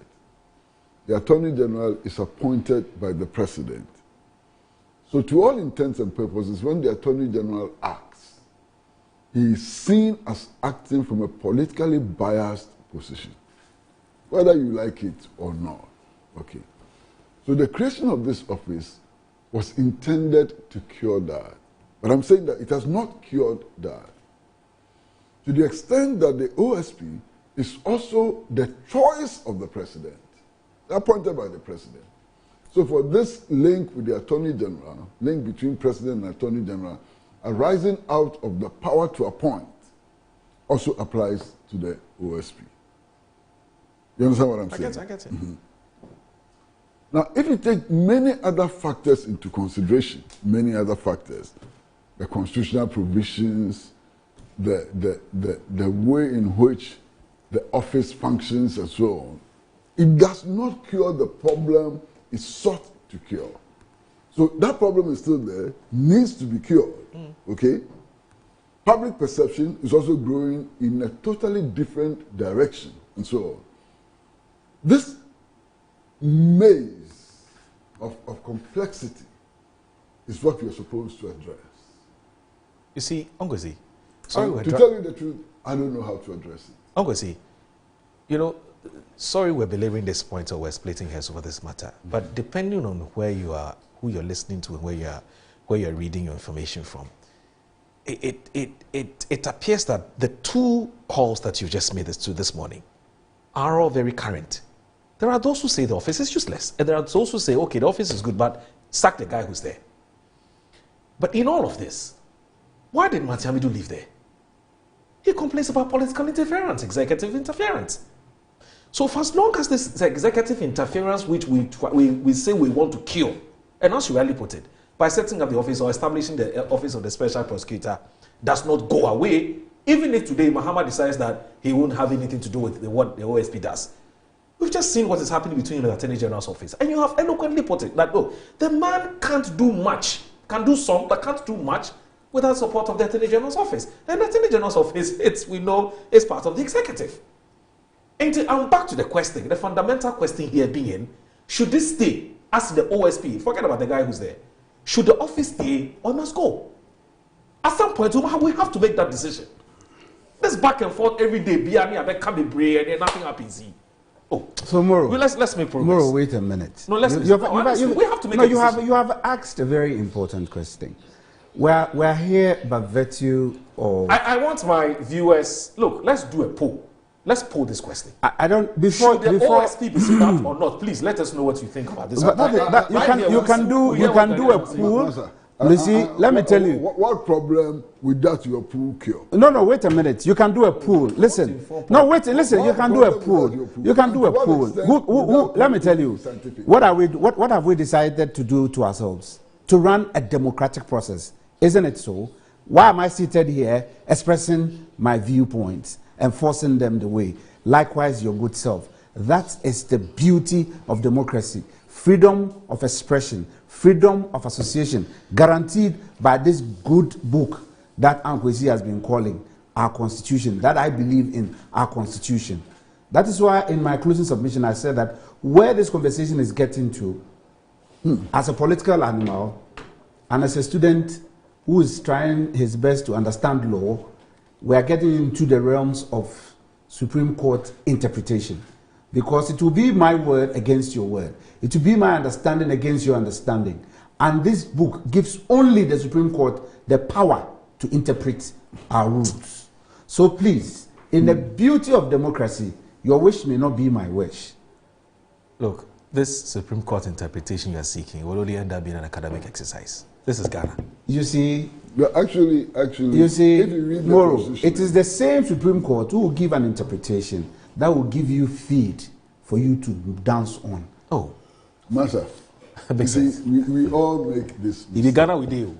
Moro. What, don't you have confidence in your country, Ghana? Moro. I do. Thank you. We all make this mistake. But it's a grievous mistake. And the mistake we make is that we keep saying that the Supreme Court is the final arbiter when it comes to the interpretation of the Constitution or disputes about the interpretation of the Constitution. It is not true. If you read the Constitution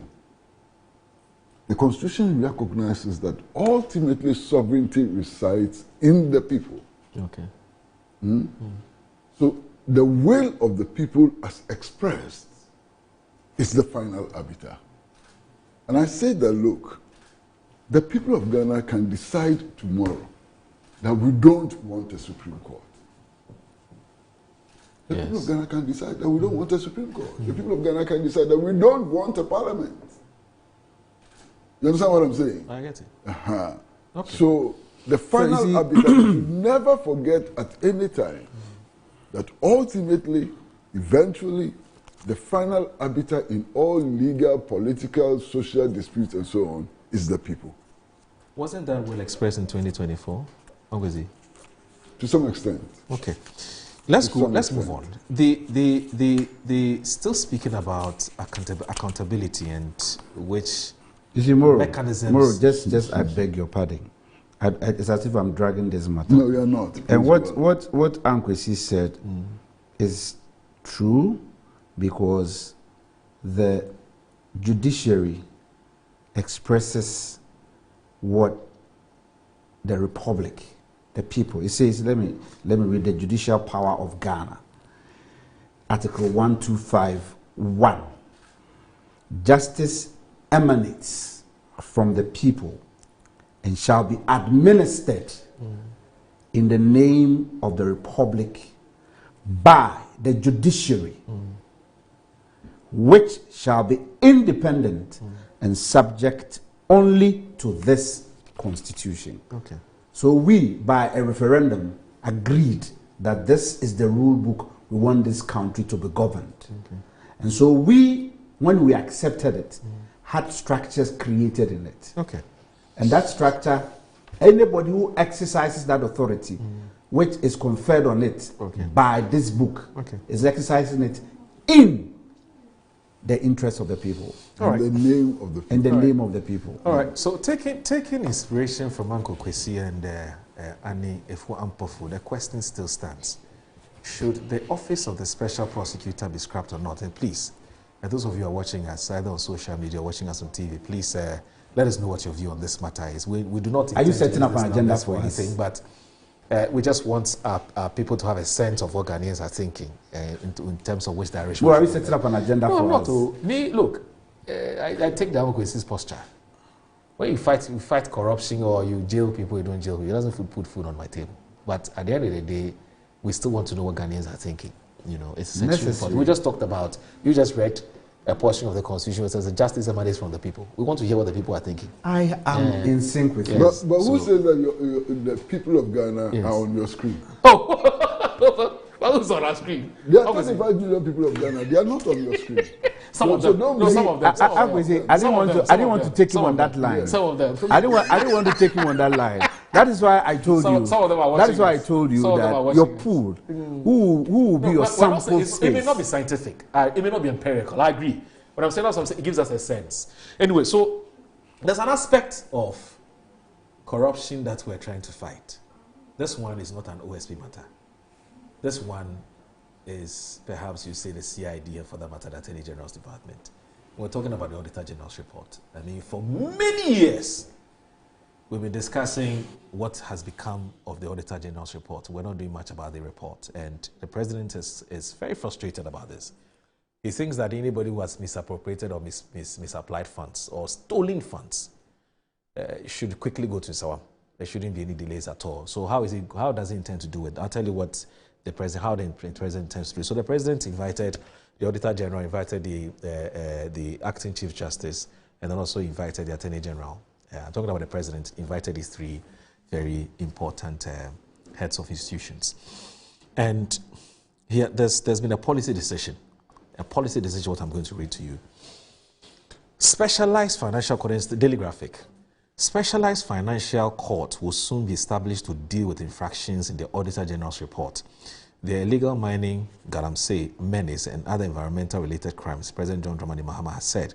President Mahama said this at the end of a meeting with the Acting Chief Justice Paul Bafo-Boni, the Attorney General Minister for Justice Dr. Dominic Ayine, and the Auditor General Johnson Ekwuamasi on Monday.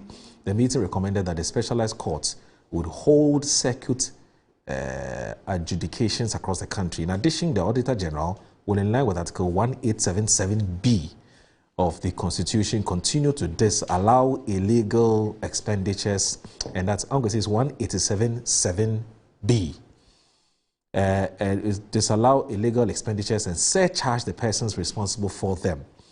Present at the meeting were Justice of the Supreme Court, Justice Gabriel Puamang, Judicial Secretary Musa Ahmed. There was also Chief of Staff Julius Debra, Legal Counsel to the President Marietta Brew, Presidential Advisor Josba Mokhtari, and the Minister of State for Government Communication, Presidential Spokesperson Felix Kwache Ofosu.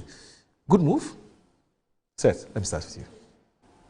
We've been discussing impropriety in public office, and it didn't start today. The creation of the conversation we just had was as a result of similar actions. And so thinking aloud gave birth to the office that you are seeking to scrap. I believe that it is a good move because I have witnessed the public accounts of Parliament, and in particular Chairman Honorable Kandapa at the time when he used, under President Mills, when Kandapa was the chairperson for the Public Accounts Committee, where he attempted to detain a public servant who had some adverse findings against them, and that also became another conversation at the time. But fast forward, I think that it is a good step by Mr. President to help build public confidence in the stewardship all of us, one way or the other, have had our opportunity to serve this country. We need that. We just read the Constitution, and you understand that all that public officers do are done in the interest and in the name of the people of this country. And so the people of this country demand that there's some confidence that they require from public officers. So I support the action of the President, getting the Auditor General, because by June, the Auditor General would have filed all her reports to Parliament, for Parliament to review, and you know the number of sittings the Public Accounts Committee have held, and it is public knowledge to all of us. The findings are read open, and it is in an open camera discussion, and so we all see it, and the people are seeing it. So I think the President, in responding to the call of the people, saw it wise. Like we said, the courts, more often, they are marathon. So cases keep tarrying and on and on and on and on. It is not the doing of the courts. That's why they create more courts, specialized courts, to ensure that certain matters are dealt with, dispensed with some efficiency, and then we move on in this game. Okay. So for me, this will be my take for now. Okay. Okay, see. Auditor General. And matters arising. You see, the current system of government is anchored on what has been referred to as the principle of separation of powers. Now, that clearly implies that the executive ought not to interfere in the work of the legislature and also the judiciary. This is the principle. And vice versa, the judiciary and so on, vice versa. So it's clear.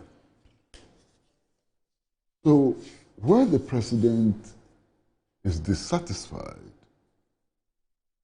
with the conduct of the judiciary to return to this fundamental question,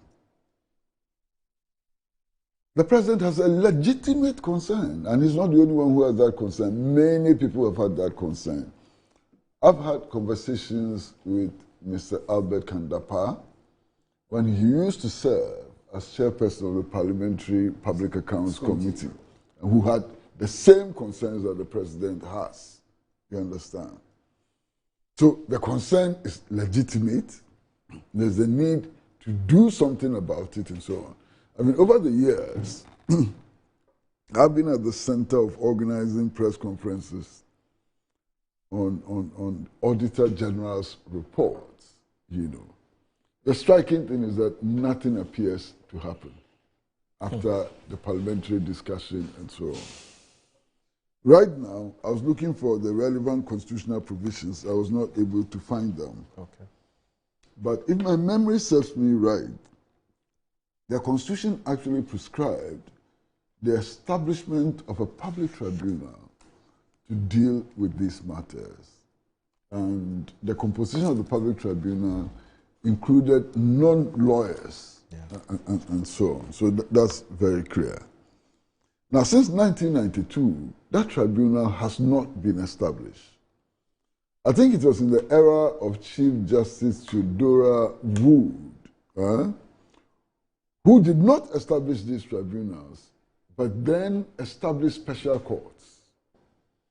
And in my conversation with Mr. Kandapar in those days, he indicated that the Chief Justice was not very comfortable with establishing courts which did not have lawyers as panel. Okay. But then she indeed designated a number of courts, a special courts, to deal with cases which spring from the Auditor General's report.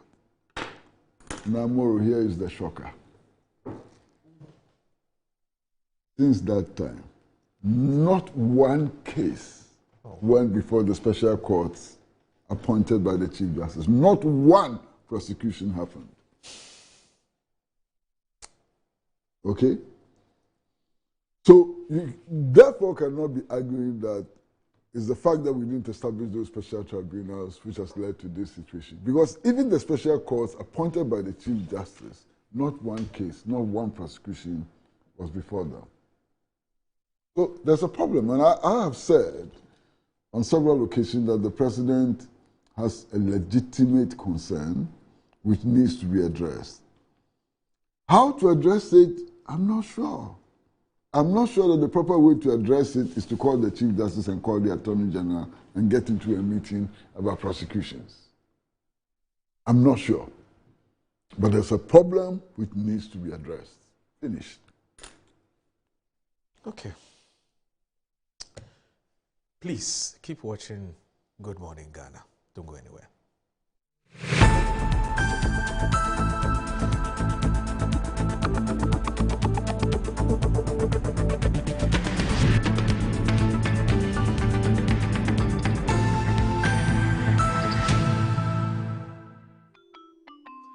Start your Kids Day the right way, filled with confidence to take on any challenge. Pepsodent Kids contains the right amount of fluoride and sugar acid protection to care for their developing gums and teeth. Grab either orange or strawberry so they brush with the sweet flavor they love morning and evening. Pepsodent Kids, giving your children a bright smile for a brighter future.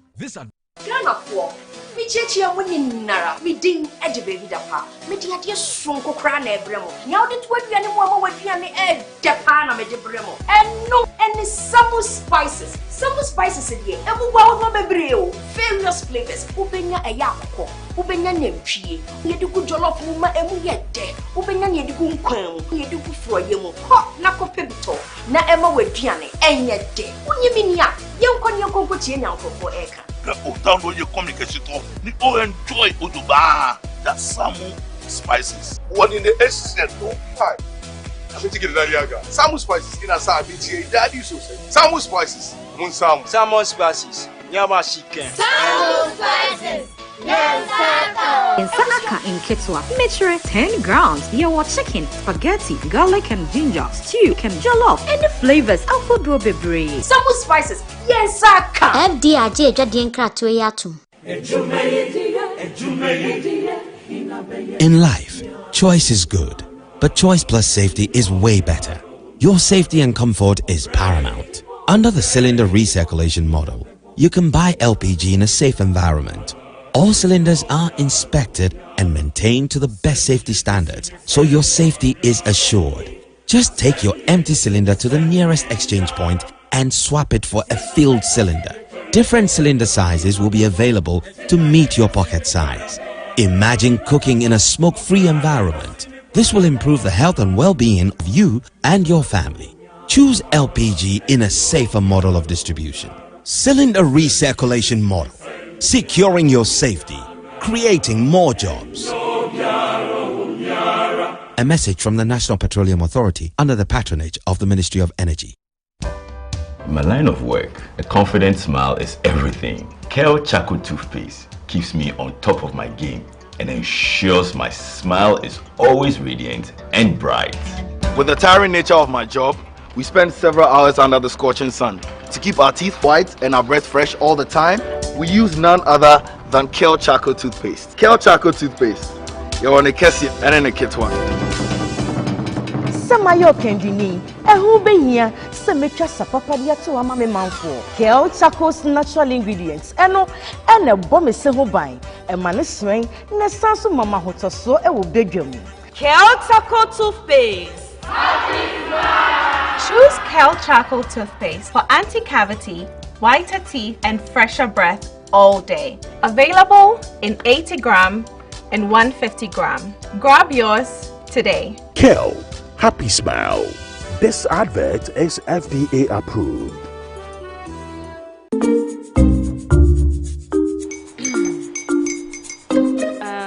Kwame and his uncle are almost here. Wait a minute. This one too, your friend Kwame. Wait, Kwame. As in the same Kwame again? Yes, mommy. The second coming. Into all this tension just to reintroduce that broke boy from Kaswa. Why would you deceive the family like this again? Now I understand the whole delay. Troll from Kaswa dear. Why wouldn't he be late? Or be later? Of course.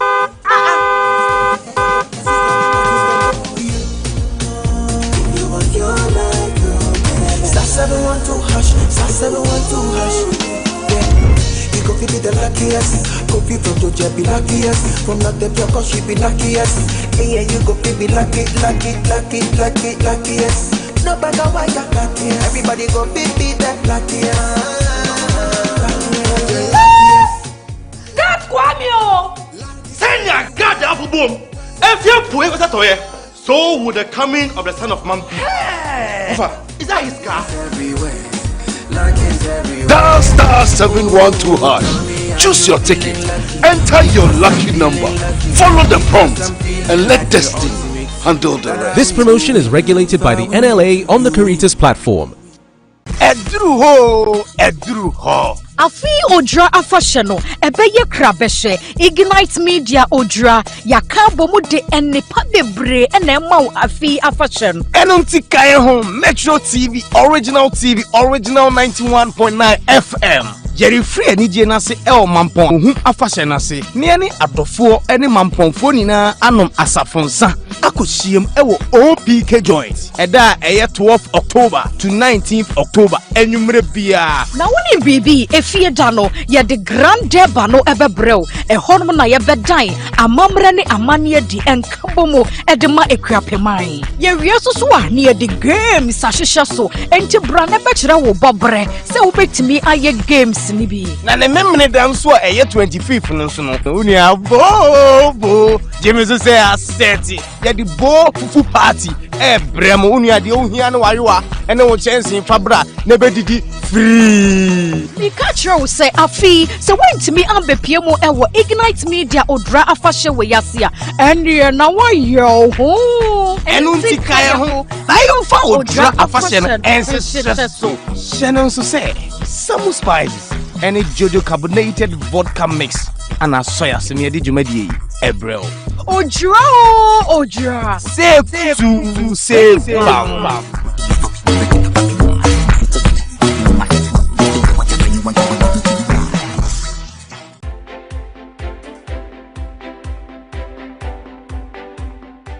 Hello, beautiful people out there. October is the month for breast cancer awareness creation, and Metro TV, Original TV, and Original FM, in partnership with iExpress, is organizing free breast screening, free eye screening, and free general body health screening at the AMA Gardens near Tema Station, Accra, on the 31st of October at 10 a.m. Come in your numbers. Bring your sisters, your wives, your friends to get their eyes checked. There will be good food, there will be good music. It will be a place for networking and health and wellness. See you there. My name is Dr. Mrs. Nakuwa Ajinfra, CEO of iExpress. Thank you.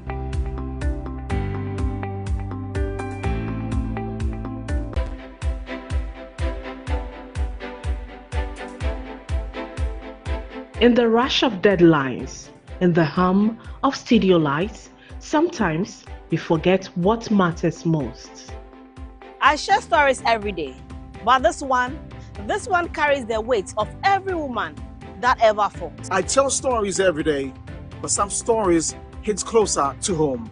My mom beat breast cancer twice. So yeah, this lens, it tells her story too. Early detection saves life, and silence is no more an option. To the women who light up our stories with your strength, we honor you. Breast is good. Let's protect it. This is not just an event, it's a movement. Every ribbon, every voice, and every step counts. Every budget, every coin, we back the cause, because fighting breast cancer is worth every investment. To every fighter, every loved one, every survivor, we see you, we walk with you, we stand beside you. This October, we are not just raising awareness, we are showing up together. Get your pink on, join the fight. I am therefore inviting you to join us at the AMA Gardens in Accra Central, near the Tema Station, on the 31st of October 2025, 10 a.m. prompt. Come and let's have our breast screened as you enjoy free general health screening and good music. Let's give hope to breast cancer patients. Get your pink on. Join the fight.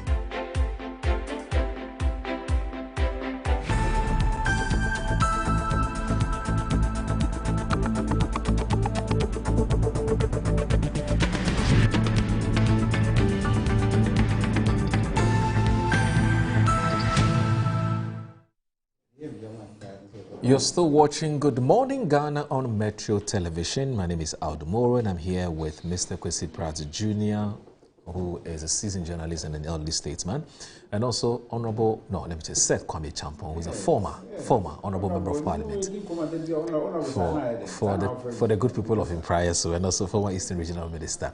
Let me read these few messages, and then we'll look at our next topic shortly. Now, Prosper Shikwe, who's a regular viewer of the show, he sends us a message from Labon. He says, Moro, from your narrative, the OSP statement is suggestive of the fact that their works are incongruously connected with the joint parastatal fight against corruption.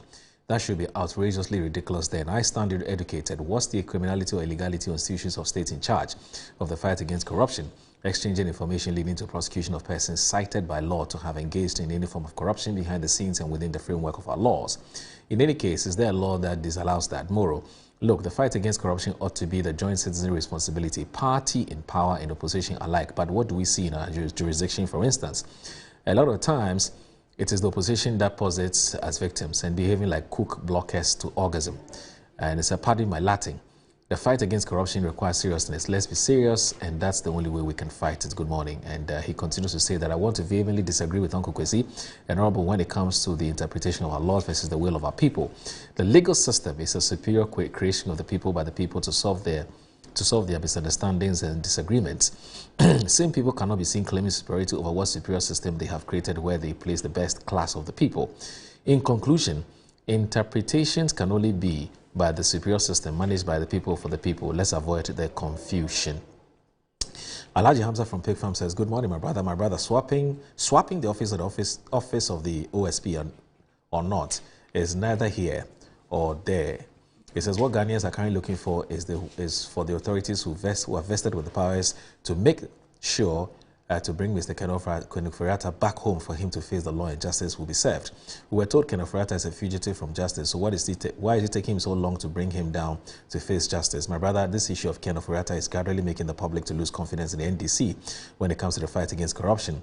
Sami Darko and his boss should stop speaking English and get the job down, period. And then it says, done. Now, it says this issue of Ken Ofori-Atta is a serious public interest matter, and the earlier this government does something about it, the better. I in particular have an interest in the issue of the National Cathedral, which is part of the case. So government must sit up and do the right thing before it's too late. Tafa in Amrahia says this message, and okay, so he says that, Audu, good morning. It's clear without any doubt that Ken Ofori-Atta has no interest of coming back home to answer questions for his alleged crimes that he has committed against the state. Audu, who runs away from being questioned by law enforcement agencies, he or she knew that he had not committed any crime. I'm also not in support of scrapping the Office of Special Prosecutor, but I believe the OSP work is slow and they need to speed up the investigations and bring these alleged criminals to book. Samuel Brian Boabin from Awoshi says the president should appoint a credible prosecutor or empower an existing body such as Yoko Straj or the Attorney General's Department to assume control. Kisi is wasting everybody's time.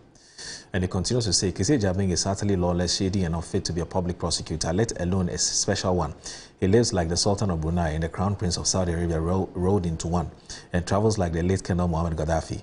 He's only interested in diplomatic passports and exotic cars, not in fighting corruption. The OSP has become an annex of Anas Tiger IPI, a haven for dubious characters abusing public office under the guise of fighting corruption. Around 98% of those he targets in his media trials are people who refuse to come along with him, and his enablers in the like in the LaBianca case. He and his cronies are milking the states for personal gain with no regard for the state's interests. It's time for a full forensic audit of the OSP. The citizenry must know that Kisi Jabing and his abetos are anti-corruption entrepreneurs. It is all about them and nothing about Ghana. Samuel Brian Boabin from Awoshi sends that message. Now, Rauf, good morning. How are you? Rauf says the OSP must go. Elijah Abdul Rauf, he used to be a former special assistant to the former Trade Minister, Konedo Apreku. Yes, Rauf, how are you? Long time. Keep in touch. Musa Batwa says, why is the former finance minister still working freely and making endless excuses while hiding behind political and legal gymnastics to evade accountability? If indeed he served with integrity and has nothing to conceal, then there should be no fear in facing the truth. OSP must collaborate with U.S. authorities to ensure his return to Ghana to answer for his stewardships. No individual, regardless of status or connection, should be above the law. Greetings to Chief of Staff Julius Deborah. Now, Papa Bisu says that from Accra says, hi, greetings to you and your special Uncle Kwesi. Former Finance Minister Ken Ofori-Atta must be brought down to face the law. That's taking into consideration the way and manner the cedi is appreciating against the dollar this time of the year, unlike previous years under the MPP government when he was Finance Minister. For continuously 8 years, we saw depreciation of the cedi back to back, all due to unnecessary ventures plans on seeing projects like Poalugu Dam, but $12 million and also $12 million vanished. $2 million meant for SkyTrain vanished, etc. Why? Where are all of those cash? Mr. Ken Ofori-Atta, Papa Bisu Spain text sends that message. Papa Bisu, good morning. It's good to hear from you. Peter T from Shukura says, hi, good morning. I'm watching you live. This is Peter T from Shukura. We witnessed the MPP Nana Addo Bawumia regime when Ghana went almost completely into coma economically. The integrity of Ghanaians was taken for granted and Ghana was shattered into a total silence. Corruption was at the highest speed and inflation shot up to almost 55%. Ghana must survive now under the leadership of President John Dramani Mahama. This can only be achieved if Ken Ofori-Atta, the former finance minister, is summoned back to Ghana to answer all corruption-related issues leveled against the way are watching. And okay, good morning, Sanya Hosi. Good to hear from you. And Aben from Kwabenya says that truly speaking, Abam Papa and the change we voted for is making impact in our lives. Thank you, Mr. President, for making Ghana work again. Regards to Vice President Professor Jane Nana Opoku Ajimai. Oh, there's too many messages. I'm not sure I can read all of them. Carlos from Odududu says it's serious. The way Ghanaians want action regarding the corruption happening in this country under the MPP administration. People who are supposed to be arrested are not being arrested. For example, Eslausu and even the man sitting. And he has done something wrong. He says, yeah, they are parading our streets, making noise. That's our problem. They go about day and night speaking grammar. We're tired of listening to grammar. We need action concerning the corruption taking place in this country. We need swift action. Only then that Ghanaians can sleep in peace. Allowing them to go around studios and TV stations arguing and making noise is heartbreaking. Let's arrest them now. But you can arrest somebody if he's committed a crime, Carlos. If the person is not committed any crime, how do you arrest the person? Anyway, Peter Sukurak, Peter from Sukurak, Peter T, good to also hear from you. It's been a while. Okay, so so obviously today a lot of the newspapers are reporting, this meeting that the former president has had with the aspirants, the MPP presidential aspirants, and perhaps for instance, if we look at the Daily Statesman, it says path to 2028 victory lies in unity. Akufo-Addo tells MPP flag bearer aspirant. The custodian says that Akufo-Addo hosts the MPP 2028 aspirants, urges unity and issue-based campaign. And the publisher also says prioritize MPP's unity, Akufo-Addo to aspirants. And then the informer says that Akufo-Addo calls for decent issue-based campaign, race for MPP standard bearer. Perhaps let me look at the Daily Statesman story and then we can wrap it all up because we have just 20 minutes or so to go. Now, the Daily Statesman says that there's a News Desk report. Former President Nana Addo Dankwa Akufo-Addo has urged all the presidential aspirants of the New Patriotic Party to place unity above personal ambition as the surest path to securing victory in the 2028 general election. Speaking during a breakfast meeting with the 5 aspirants at his private residence in Nima, Accra, yesterday, the former president reminded them that the future success of the MPP depends on how harmoniously the party conducts its upcoming presidential primaries. Nana Akufo-Addo said the engagement was aimed at fostering a spirit of camaraderie and unity ahead of the party's presidential primaries, and to underscore the critical importance of a cohesive party for the 2028 general elections. Now, he also thanked the aspirants for honoring his invitation despite their busy campaign schedules. And Nana Dankwa Akufo-Addo described their presence as a testament to their shared commitment to the collective good and future prospects of the NPP. Now, all the 5 aspirants were told Dr. Mahmoud Bawumia, Kennedy Japon, Brani Champon, Dr. Oseidu Chum, and Engineer Kwabneje pledged to maintain a healthy but competitive campaign atmosphere. They further assured that they and the supporters will rally behind the eventual win and uphold the unity of the party after the primaries. The meeting also saw the participation of senior party, including Hakman Osuajima, chairman of the MPP Council of Elders, Mr. Dankwa Smith Bute, acting national chairman, Mr. Justin Kodia Frempong, general secretary Alexander Apanyomaki, minority leader, and Akosa Frema Osei, former chief of staff. Now, could this meeting have also been occasioned by, let me start from you, the formation of the United Party, or you think this has nothing to do with Alliance United Party? Moro. Yes, boss. Charlie, you have really matured into a good anchor. The way you lace your questions and mold them, just to trigger. I'm just asking. It's a very innocuous question. I think the Constitution of Ghana permits the formation of bodies such as the UP+, and I have no worries for the formation of the UP+. Okay. And I believe that President Nana Addo Dankwa Akufo-Addo has demonstrated that truly, as the first organizer for the formation of the New Patriotic Party and staying on course to become a leader and subsequently a leader of Ghana, is demonstrating the leadership qualities that he's endowed with. And I want to also extend saying congratulations to my fellow patriots who are all vying for the leadership of our party, who also respected and honored the call. We're looking for unity. Personally, I've been preaching peace, and I have always prayed to God that we need unity and we need stability going forward. Because of all that we're doing, at the end of the day, we require some unity of purpose to, move on and showcase our candidate to the entire population. So the words of Mr. President, as you read it out to us, encouraging competitors to run a healthy competition, be measured, not just themselves, but their following.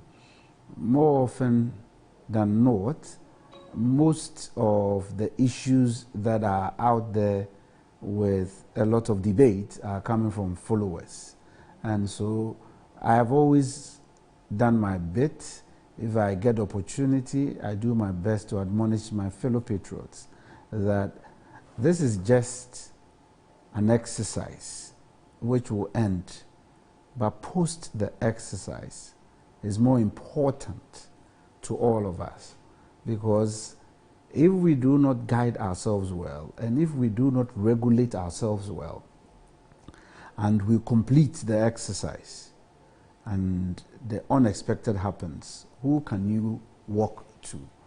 And so I have not been a fan of these declarations that I declare for this person and I declare for that person.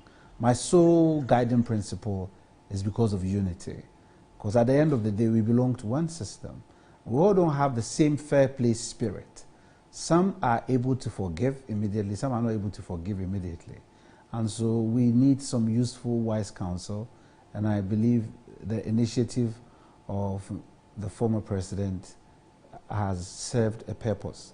I'm also adding mine, and I pray that just as the competitors also affirmed and assured themselves and the elders. And you see, one good thing that I observed yesterday was that at the outset, the formation of the New Patriotic Party, the national treasurer was, the first national treasurer was Honorable Hakmon Osu-Agyeman.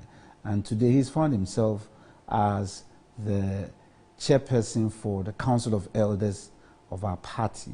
And so these are people who were part of the foundation of the New Patriotic Party coming together to also speak to members who are, quote unquote, supposed to be following. And like former President Nana Addo Dankwa Akufo-Addo said, he's had one relationship or the other with all 5 contestants. People may not know, but Ankwesi can tell you on authority that Mr. Kwabena Agyapong, Engineer Kwabena Agyapong, used to be the spokesperson for Nana Addo when Nana Addo decided to contest for leadership in MPP in 1998. He was the spokesperson for Nana Addo. Subsequently, he became the spokesperson for President Kufuor when President Kufuor became a president. My senior brother, Kennedy Agyapong, a very good supporter of Nana Addo, right from our primaries in Legon in 2007 until Nana Addo became a president. Nana Addo brought and made Ghanaians know of my brother, Dr. Educhum, Ose Educhum. It's Nana Addo who introduced him into the public stewardship of our country. It's under Nana Addo's leadership that me sitting here, though I became a candidate in the party under President Kufuor, by the time I went for the election, Nana Addo was the leader of the party. And so you can understand his involvement in the build-up to the party and where we are today. Likewise, Dr. Mahmoud Bawumia, though President Kufuor made him a deputy governor of the Bank of Ghana, his political umbilical cord was cut by Nana Addo Dankwa Akufo-Addo when he made him his running mate. My brother, Brian Achampong, Nana Addo, was under Nana Addo's leadership when chairman, the late chairman of our party, Honorable Jacob Bechebilamte, made him his assistant in his office as a chairperson, and subsequently contesting in Suhum, and then fortunately going to Abetifi and becoming an MP under the presidency of Nana Addo. Nana Addo made him a substantive Minister of State and National Security, and when he was exiting, he had become the Minister of Agric. So these are all people Nana Addo I've worked with and I've related with. And I believe that his counsel to them must, be taken seriously by all competitors. My worry, I only see 3 new entrants in this race. Not 2. Yes. That is, Dr. Mahmoud Bawumia contested in the previous one, and Engineer Kwabena J. contested in the previous one, and Kennedy Ohene Japan as well. So the new entrants are 2, and I hope and pray that they will all be measured in their interface, in their canvassing for support from delegates, very measured, and not be attacking one another. Because the more we attack ourselves, the more we put food on in the plate, on the table for our competitors in a bigger space of managing and leading Ghana. Okay. And so I pray that the wise counsel of our elders who assembled yesterday would be taken into good faith and acted upon, so we get the benefits of it for all of us as a family. My prayer is that this whole exercise will end and MPP will be the winner at the end of the day. That is my prayer. Okay. Because do you see any significance with this interaction? Well, from the photographs I've seen of the event, it is quite obvious that the food was very good. You mean the buffet? I'm told that they you mean the buffet? Yeah, I'm told that they met to enjoy dinner. And if you look at the photographs, they really enjoyed the dinner. I just wonder what. Or was it a breakfast? It was a breakfast. Well, if it's a breakfast, then they really enjoyed the breakfast. And I'm just wondering what may have been served, because all of them have broad smiles on their face. And so the breakfast must have been very, very good. And, I used to eat breakfast every day with Nanado for a long time. So you know much. For a long time, we used to eat breakfast together, every day. So I'm wondering whether it was the breakfast we used to eat, likewise, or he's introduced something new in the menu. But they were very satisfied with the food they ate, and I wish all of them well. Oh, that's all. Oh, is there something you want me to say? Oh. Now, if you tell me to say something else, I'll say it. Well, what do you want me to say? We saw the aspirants interacting with the president. Who doesn't know that there are 5 aspirants? Who doesn't know them? The president is asking them to do issue-based campaign. And stop is that the first time you're hearing that? Oh. It's been said all over. But this is coming for me, the interesting thing is that all of them met around the table to eat. And after eating, they were all so full of smiles that the food must have been very, very good. And look, a good meal is difficult to come by. And they obviously had a very, very good meal. You can tell. Look at them. They obviously had a very good meal, full of smiles and so on. Good for them. That's the meal. Look at this. Look at the decor. Look at the plates and so on. Fantastic breakfast. Look at Kennedy Japan. I think on this note, I would have to wrap up. Uncle Z, thank you very much for joining us. Are you happy with what I've said so far? No, I'm okay. I'm very fine. Okay. Yes, I'm very fine. Right. Uncle Z, thank you very much for your time. We're talking to Fred Jr., journalist, and also an elderly statesman. Thank you. But you should be passing by from time to time. You should be inviting us to breakfast. Now that it's become fashionable to invite people to breakfast, wouldn't you like breakfast in his house? No, it has to meet. Now there's a threshold. It has to meet this threshold. What we just saw. Oh, but this one, Honorable, you can't afford this is breaking bread. This is breaking bread, and I know we all understand and believe in the principle behind breaking. But Kennedy's plate is not full. You see, I don't know why Uncle look at Bawumia's plate. Jack, I don't know why you are so particular about Kwesi Bawumia this morning. Kwame Ohene, Kennedy Thanks for watching today's edition. Thanks for watching. On a more serious note, I'm happy that our time is up. The meeting ended on a positive note. Okay. And I don't understand why you have to ask Uncle Kwesi the significance of our meeting. Oh no. Do you doubt us? Not at all. But wasn't it a significant meeting? It was an excellent meeting. A meeting that produced such smiles and such decor. Thank you very much for watching another edition of Good Morning Ghana. On this buffet note. That is all you have.